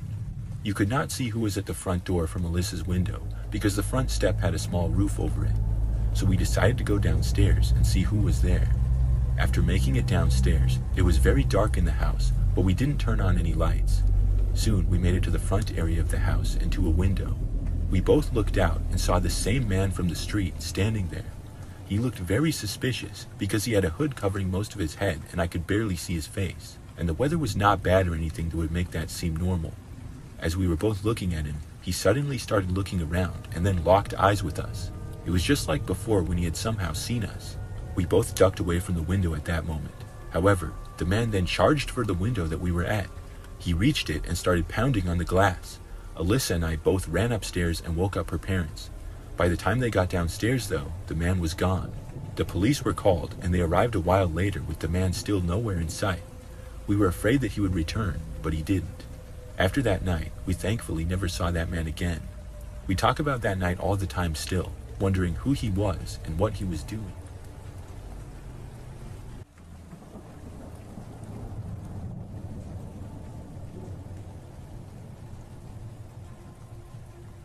It was about 2 years ago during winter break when my friend and I had a sleepover at her house. She has a hot tub, and we decided to take a dip that night, even though it was freezing out. The snow had just started to fall, and everything was quiet. It was just the two of us, and we thought it would be fun to relax in the hot tub for a bit before going to bed. By 10 p.m., it was pitch dark outside, and the only light came from the string of lights hanging around the hot tub and a light near the door. We sang a few songs, talked, and just chilled for about an hour until we were both getting sleepy. Then my friend said that she needed to use the bathroom, so she went inside. The hot tub was right on the edge of their deck, and down below was the neighbor's yard separated by a fence. I didn't think much of it at first, but then I heard a rustling sound behind me. It was quiet, but enough to make me feel like I wasn't alone. I got nervous being out there on my own, and quickly got out of the hot tub, not even thinking to grab a towel, and rushed into the house. I stood by the bathroom door until my friend came back out, and when she asked if I closed up the hot tub, I told her I hadn't, so we went back outside to finish up. I didn't want to tell her about the noise I heard because I thought I was just being paranoid. I convinced myself there was probably just the neighbor's dog or something. We closed up the hot tub and turned everything off. I figured that would be the end of it, but as we walked back towards the house, I realized I didn't have my glasses. I didn't want to seem scared or stupid, so I told my friend I'd go look for them myself. The lights didn't really help, and it was hard to see anything clearly in the snow and cold. After a while, I crouched down on my hands and knees to search. That's when I heard the rustling again. It was the same sound, like someone was moving through the bushes or maybe the snow. I don't know why, but I couldn't move. I stayed there in the freezing cold, shivering, barely able to breathe. I wasn't even wearing a towel, just my bikini, and the cold was starting to sting. But then I heard the noise again, louder this time. I slowly raised my head, and that's when I saw him. Through a small gap in the fence, I saw someone's eyes, just the whites of their eyes, staring at me from the neighbor's yard. Then there was another rustling, and I saw a figure quickly move back into the neighbor's yard and disappear into the darkness. I don't know how I didn't scream when it happened. I just stood there, staring at where they had been, my breath coming in sharp, shallow gasps. After what felt like forever, I finally managed to get up and slowly walk back into the house. I told my friend about it all, but I had no idea if it was the neighbor or someone else from the neighborhood, or someone completely random. I didn't see much besides the pair of eyes, so I couldn't describe anything to figure out if it was the neighbor or not. If it ever happens again, my friend wants to catch the person in the act and figure out if it's her neighbor or someone random.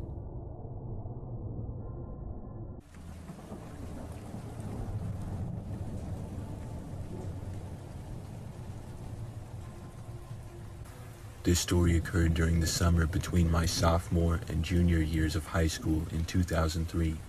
I remember that it was a Friday, and two of my good friends, Amelia and Jessica, came over to my house.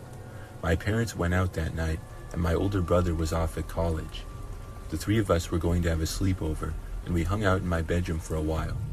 We wanted to rent a movie because the three of us had already seen everything in my parents' movie collection. There was a Blockbuster Video close within walking distance, so that night we decided to go there. It only took like 15 minutes for the three of us to walk there. We went inside the store and started looking around at all the movies. A few other people were in the store as well, and it took us a while to all agree on something. I remember that we went all around the store and were there for a little while. Finally, after agreeing, we got a movie and went up to check out. That's when we met the guy working that night. I had been to this Blockbuster many times before, but I had never seen this guy, so maybe he was new. The man was not that much older than me, maybe 20 years old, and he had dark brown, spiky hair. He started talking to us, asking us what we were doing that night. Pretty soon, I remember he said that he got off of work soon and asked if he could join our movie night. I remember I figured he was joking, but it sounded kind of creepy, and we all just laughed and said no. He then said he was serious, and it got kind of awkward. He asked us if we wanted to hang out, but none of us wanted to hang out with this guy. Soon though, we were able to take the movie and were done checking out, so we left. We walked back and then got home to my house again. We were still the only ones home, and I made a pizza and we started watching the movie. The three of us were in the family room, which was at the back side of our house. It was basically like a second living room, and I found it more comfortable than the actual living room. So about an hour into the movie, and I remember I heard this noise come from the window behind us. I didn't think too much of it, but I casually turned around to see what it was.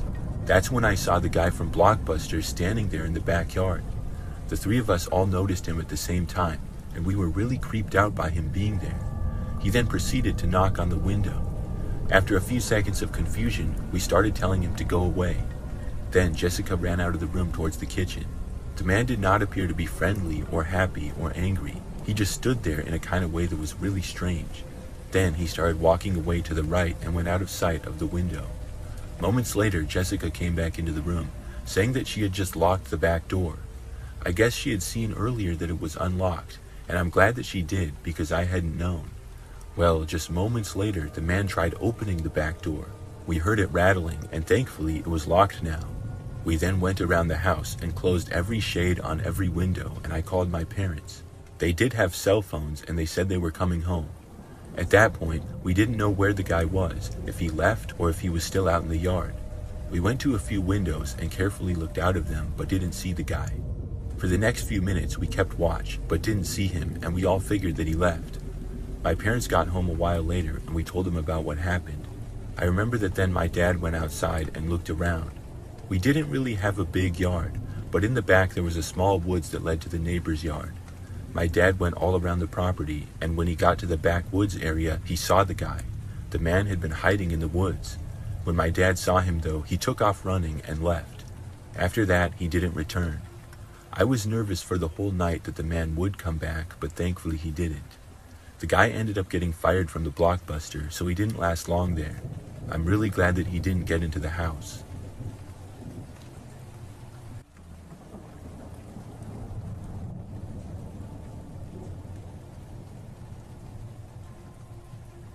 I'm going to tell you a story that still makes me angry to this day, even though it happened back when I was a kid.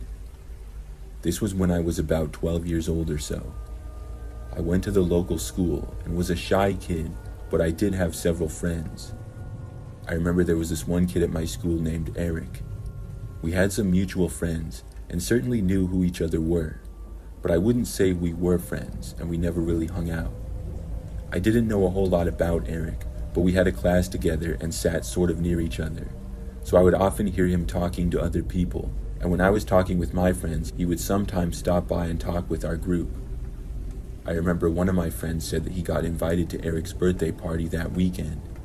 Then, to my surprise, the next day Eric invited me to his party. He told me his address and the time and said to bring a present for him. He wrote that information on a post-it note, I remember, and then gave it to me. I felt good for being invited to his party. As a shy kid, I did not get invited to a whole lot of birthday parties.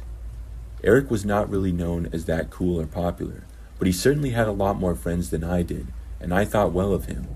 I hadn't known that he considered me to be a good enough friend to invite to his party. So when Friday came, Eric's party was that night.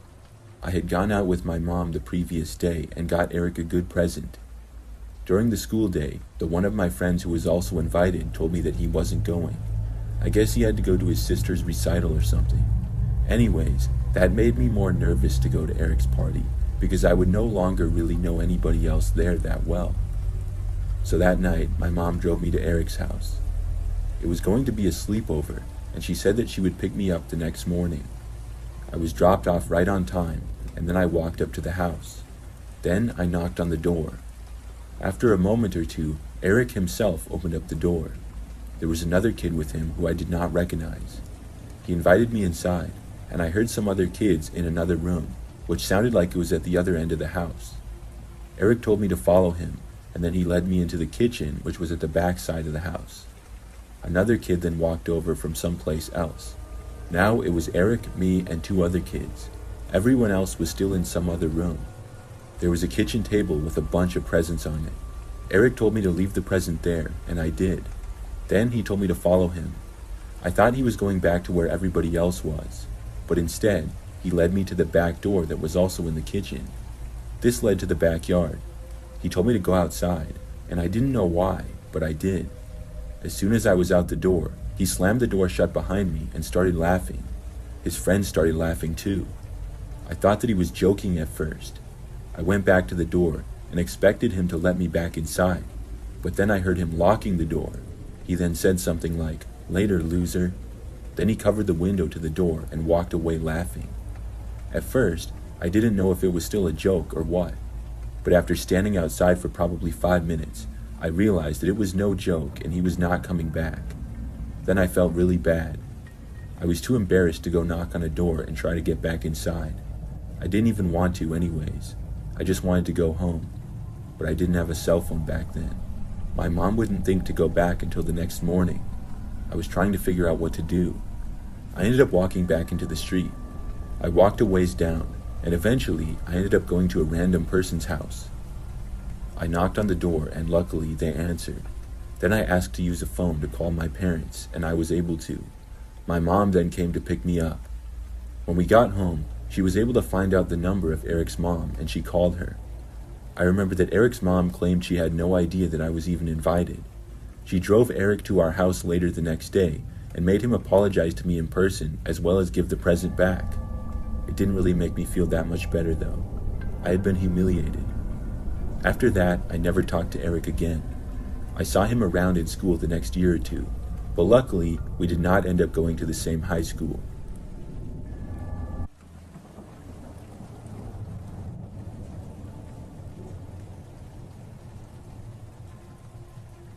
This happened 20 years ago. My name is Liz, and when I was turning 14 years old, I had a birthday party with some friends. It was not a huge party. It was just me and my 4 closest friends from school. The 5 of us went to my house after school on Friday, and we were going to have a sleepover. We got pizza and just hung out and had a good time. We stayed up late in my room playing games and stuff. Finally, when it was pretty late, we got tired and were going to go to sleep. We were all sleeping in my bedroom because it was pretty large and nice. I was in my bed, and all my friends had sleeping bags and had plenty of space. So I remembered that it was probably like 1 o'clock in the morning. I'm not sure if any of us were asleep yet. I know that I wasn't. However, I was laying in bed with my eyes closed, trying to fall asleep. The next thing I knew, I heard a knock at my bedroom window from the outside. There was no mistaking it, and there were several somewhat loud knocks at the window. I sat up in bed and looked to the window. There were shades mostly covering it, so I couldn't really see anything. I whispered to the room, asking if anybody else had heard that. Several of my friends spoke up, saying that they had. The knocking was not going on anymore, so I decided to get up and look out of the window. I walked over to it and then lifted up the shades. When I did, I saw this man standing there. I instantly backed away from the window and told everybody that I saw a guy. A few of them had also briefly seen him. We all then ran out of the room. We headed towards the living room, and everybody else in the house was asleep by then. I remember that we looked out the living room window outside but didn't see the guy anymore. We talked amongst ourselves and then went around checking several different windows. After not seeing or hearing anything unusual or strange, we decided to go back into my bedroom. We figured whoever it was had left and would not be back, and were then going to attempt to go to sleep again. But before doing so, I checked out of my bedroom window one last time. When I did, I saw the man coming out from behind a tree in the front yard. He instantly began walking in my direction. I moved away from the window and we all left the room again. This time, we called the police. We waited away from windows towards the center of the house for them to come. I also woke everybody else up. When the police got there, the man was gone and nowhere in sight. Luckily after that, he didn't return. This remains one of the scariest moments of my life.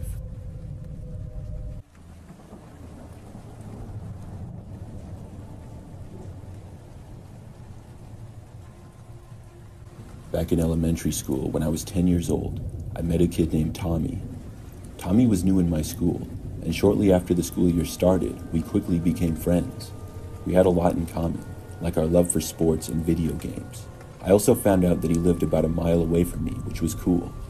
We quickly became almost best friends just weeks after we met. Soon, we would hang out sometimes after school. Usually either he would go to my house or I would go to his. When we hung out, we would play sports out in the yard or video games inside. Not all that long after we became friends though, I did realize that Tommy was not perfect. He seemed to have a bit of a temper and kind of a moody personality in general. Some days he would not be very talkative at all, and when I tried talking sports with him or something, he wouldn't say much. Other times, if we were playing video games or sports and I beat him, he would get really mad and stop talking to me for a while. Now, this is not that big of a deal for guys.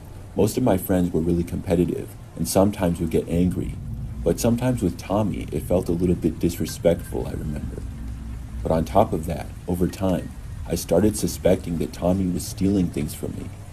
This was back in the day, and I remember that we both had PlayStation 2s as well as PSPs. For those that don't know or remember, PSPs were handheld PlayStation devices that you could get games for and stuff. Well, some of my games started to go missing. At first, I chalked it up to myself being disorganized. I would lose things all the time, and my room was often really messy. But one time, I was playing a game on my PSP kind of a lot that week. I had been putting that game in the same spot on my dresser when I wasn't playing it. After Tommy came over one day, the very next day I couldn't find it. That was the first time I realized he might have been taking my things. We would go to each other's houses quite a bit, so he had a good idea of what games I had, and I had a good idea of what games he had. All in all, I think I lost probably 5 different games over the span of a month, and that wasn't it. I also lost one of my footballs and a few of my baseball cards. Now, I didn't think everything that I had missing was stolen by Tommy. I figured that some things I lost on my own, but I had a strong suspicion that he took some of it. Then, one night, I went to Tommy's for a sleepover. My mom dropped me off at his house, and I remember that it was a Friday night. After I got to his house, we stayed up really late playing video games in Tommy's room. Pretty soon, it was probably like midnight, and Tommy's parents had gone to bed. We were still gaming, and I happened to notice a PSP game on Tommy's bookshelf. It was kind of behind a book, but when I looked at it, I realized it was one of the same games that I had recently lost, and one that I knew Tommy didn't have. When I saw this, I accused him straight to his face. I pointed at it and said, "This is my game, isn't it?" Tommy immediately got defensive, saying that it wasn't mine, and claiming that his parents had just bought it for him recently. Now, when either of us got new video games, we would often tell each other about it out of excitement. He hadn't mentioned a word of it. I said to Tommy that lots of my things were going missing recently, and I thought that he was to blame. This made him furious. He said some stuff like he wouldn't want my stupid games, and he gets his own things. Then he said he didn't want me in his room anymore. I was angry and said fine, and walked out. Tommy then walked out of his room, and we both went down the hallway. His house had a large sliding glass door in the back leading to the patio. Tommy then opened the door and told me to get out. At this point is when I started to think, wait, what is he doing? I left like he asked me to, and then he slammed the door in my face and locked it. He then covered the window with the blinds so that I couldn't see in. I was now locked outside of Tommy's house at a little bit after midnight. Now, Tommy and I had fought several times before as best friends, but it never came to this. We were like brothers, and I didn't think he would do something like kick me out of his house. I stood there, thinking maybe Tommy would cool off and come to his senses. Then he would let me back in. What was I supposed to do? I was 10 years old, had no cell phone back then, and was a mile away from my parents' house, who were also probably asleep. I just stood there, wondering what I should do. After probably like 10 minutes, there was no sign of Tommy coming back. I knocked on the sliding door a few times, and I got nothing in response. It soon became clear that Tommy was not going to let me back in. After standing outside of Tommy's house for probably 20 minutes, I decided that I would try to walk home. I walked down Tommy's street along the sidewalk and went back to my house. It was kind of spooky walking back by myself so late at night as a 10-year-old. Eventually, though, after probably 30 minutes, I did make it back to my parents' house. I knocked on the front door, but did not get an answer at first. I figured that they were asleep. I kept knocking as loud as I could, and finally, after like 10 minutes, my dad opened up the front door. He was really confused to see me, but he let me inside, and after going in, my mom was up too. I told them what happened, and then I went to bed. The next morning, my parents and I looked extremely hard for all of the things that I had missing. I only found one of the things that I knew was lost. I'm still to this day 100% sure that Tommy stole the games from me. After we searched, my parents called his parents, and they were nice. They apologized for him kicking me out of the house and said that they would have a talk with him. But later that day, they called and said that Tommy told them he didn't steal anything, and they believed him if he gave him his word. To me, his word meant nothing. Tommy's dad told my dad that he would be glad to buy me another game of the one that I lost, but that wasn't what it was about.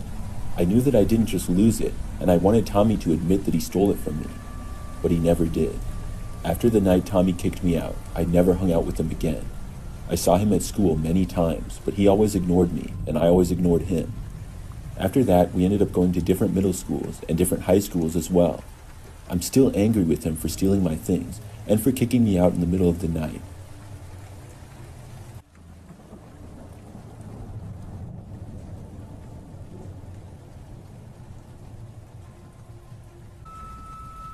A few years back, on Halloween when I was a freshman in high school, my best friend George came over to hang out. My mother is a nurse and was working night shifts at the time, so we were home alone. I made us a frozen pizza and we played some video games while trick-or-treaters would ring the doorbell every so often. The neighborhood I lived in was decently busy, so my mother left a big bowl of candy for us to pass out. We pretty much did just those things until the trick-or-treaters stopped at around 10 p.m. At that point, I turned off all the lights in the house, made some popcorn, and put on a scary movie. We watched it, and afterwards we weren't tired yet, so we decided to put on another scary film. At about midnight, shortly into the second film, I heard the bush behind the living room window moving and a scratch against the window. I'm not gonna lie, it really freaked me out. I told myself I was just paranoid, but then George said, "What was that?" and looked at me. I looked to the window, but it was too dark to really see anything, and had blinds covering up a good portion of it. I said it was probably nothing, and we focused our attention back on the TV. 10 minutes later, just when I was forgetting about all the noise, we heard something else. This time, it was the sound of tapping on the back window of the house. I said once again that it was probably nothing, but me and George were both pretty freaked out. We paused the movie and walked over to the kitchen area, which is where the noise came from, and glanced out the window. It was dark, but we saw nothing, so we went back into the living room. We unpaused the movie, but this time I was more freaked out than before, and I was feeling very paranoid. A couple of minutes later, we heard the sound of glass being shattered coming from the kitchen. It was one of the scariest moments of my life. Without hesitation, me and George both ran downstairs into the basement bathroom and locked the door. We didn't know exactly what had happened, but we figured that somebody broke into the house. George took out his phone and we called the police. They said they would arrive within 10 minutes and they stayed on the line with us. The lady on the line told us to remain calm, but it was pretty tough. We heard a couple of doors open upstairs and sometimes would hear footsteps, but other than that we really couldn't hear anything. Then we heard the door to the basement open. We didn't hear anything after that, but me and George were definitely not going to open the door in fear that somebody was down there with us. We just sat there on the bathroom floor, trying not to make a sound, and waited. The wait felt like such a long time, and finally we heard a knocking on the front door and somebody announced they were police. On the count of 3, George and I both made a run for it upstairs and to the front door. Once we were there, we went outside and spoke to a couple of officers, while other officers searched our house. The man was gone though, and a few things were messed up and stolen inside. My mother returned home shortly after that, and George's parents came and picked him up. It was the scariest Halloween for sure.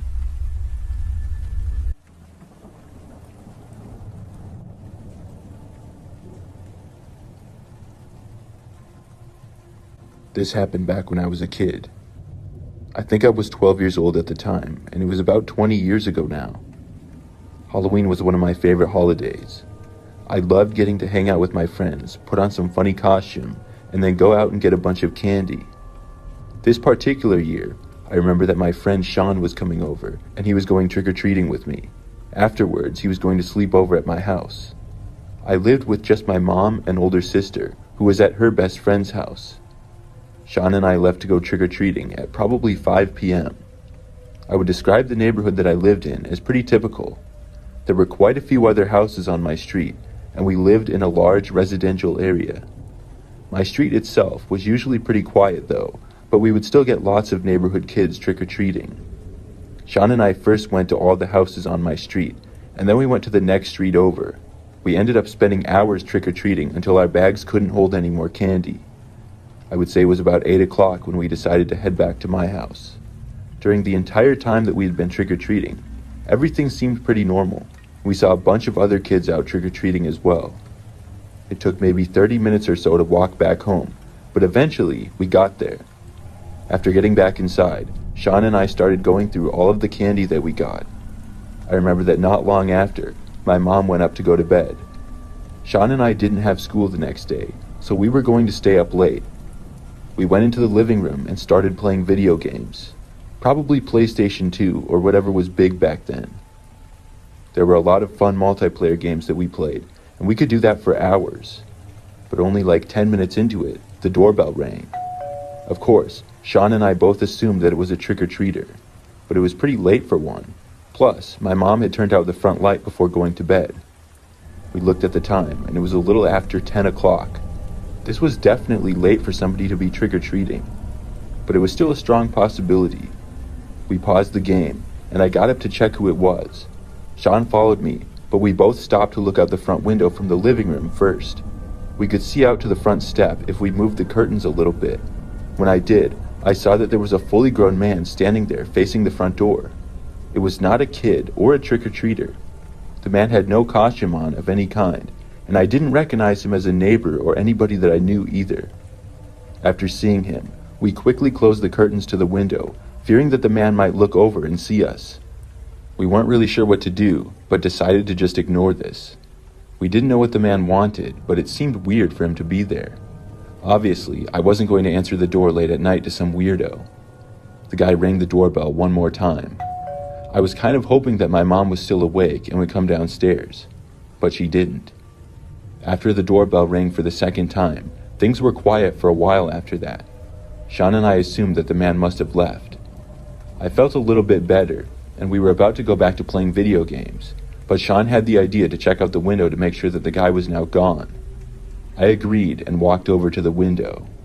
I pulled back the curtain to look out, but when I did, I saw the man was right there on the other side of the window. He looked right at me as I saw him, and I quickly closed the curtains again. Sean and I both sprinted out of the room and upstairs to get away from there. We went into my bedroom and closed the door behind us. I was really scared, but I felt like we would be safe up there. We didn't know what the man was doing in our yard or right next to the window, but I was hoping that he would just go away. Sean and I were talking to each other about what we had just seen, when suddenly we heard the sound of glass breaking coming from downstairs. When I heard this, I got 100 times more scared than I already was. Sean and I both ran out of my bedroom and down the hall to my mom's bedroom. When we got inside, she woke up and I told her what was going on. There was a phone in her bedroom and she started to call the police. I went over and locked the bedroom door. There was a phone in her bedroom and she picked it up to call the police. I went over and locked the bedroom door. Then we all went into the closet of the bedroom and got inside of it. We didn't hear any noises, but the guy was downstairs somewhere. It felt like forever as we waited for the police to arrive. I was just hoping that we wouldn't hear the sound of somebody walking down the hallway or the sound of somebody at the door. None of us had any idea who this guy was or why he was here.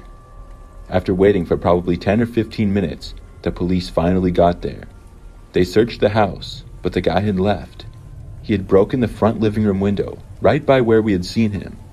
Several parts of the house downstairs had things messed up, and a couple of items were stolen. We were mostly just happy that the guy was gone, though. I'm not sure why he broke into the house. I was pretty scared for the rest of the night and thought that the guy might come back, but luckily he didn't. That was definitely my scariest Halloween memory.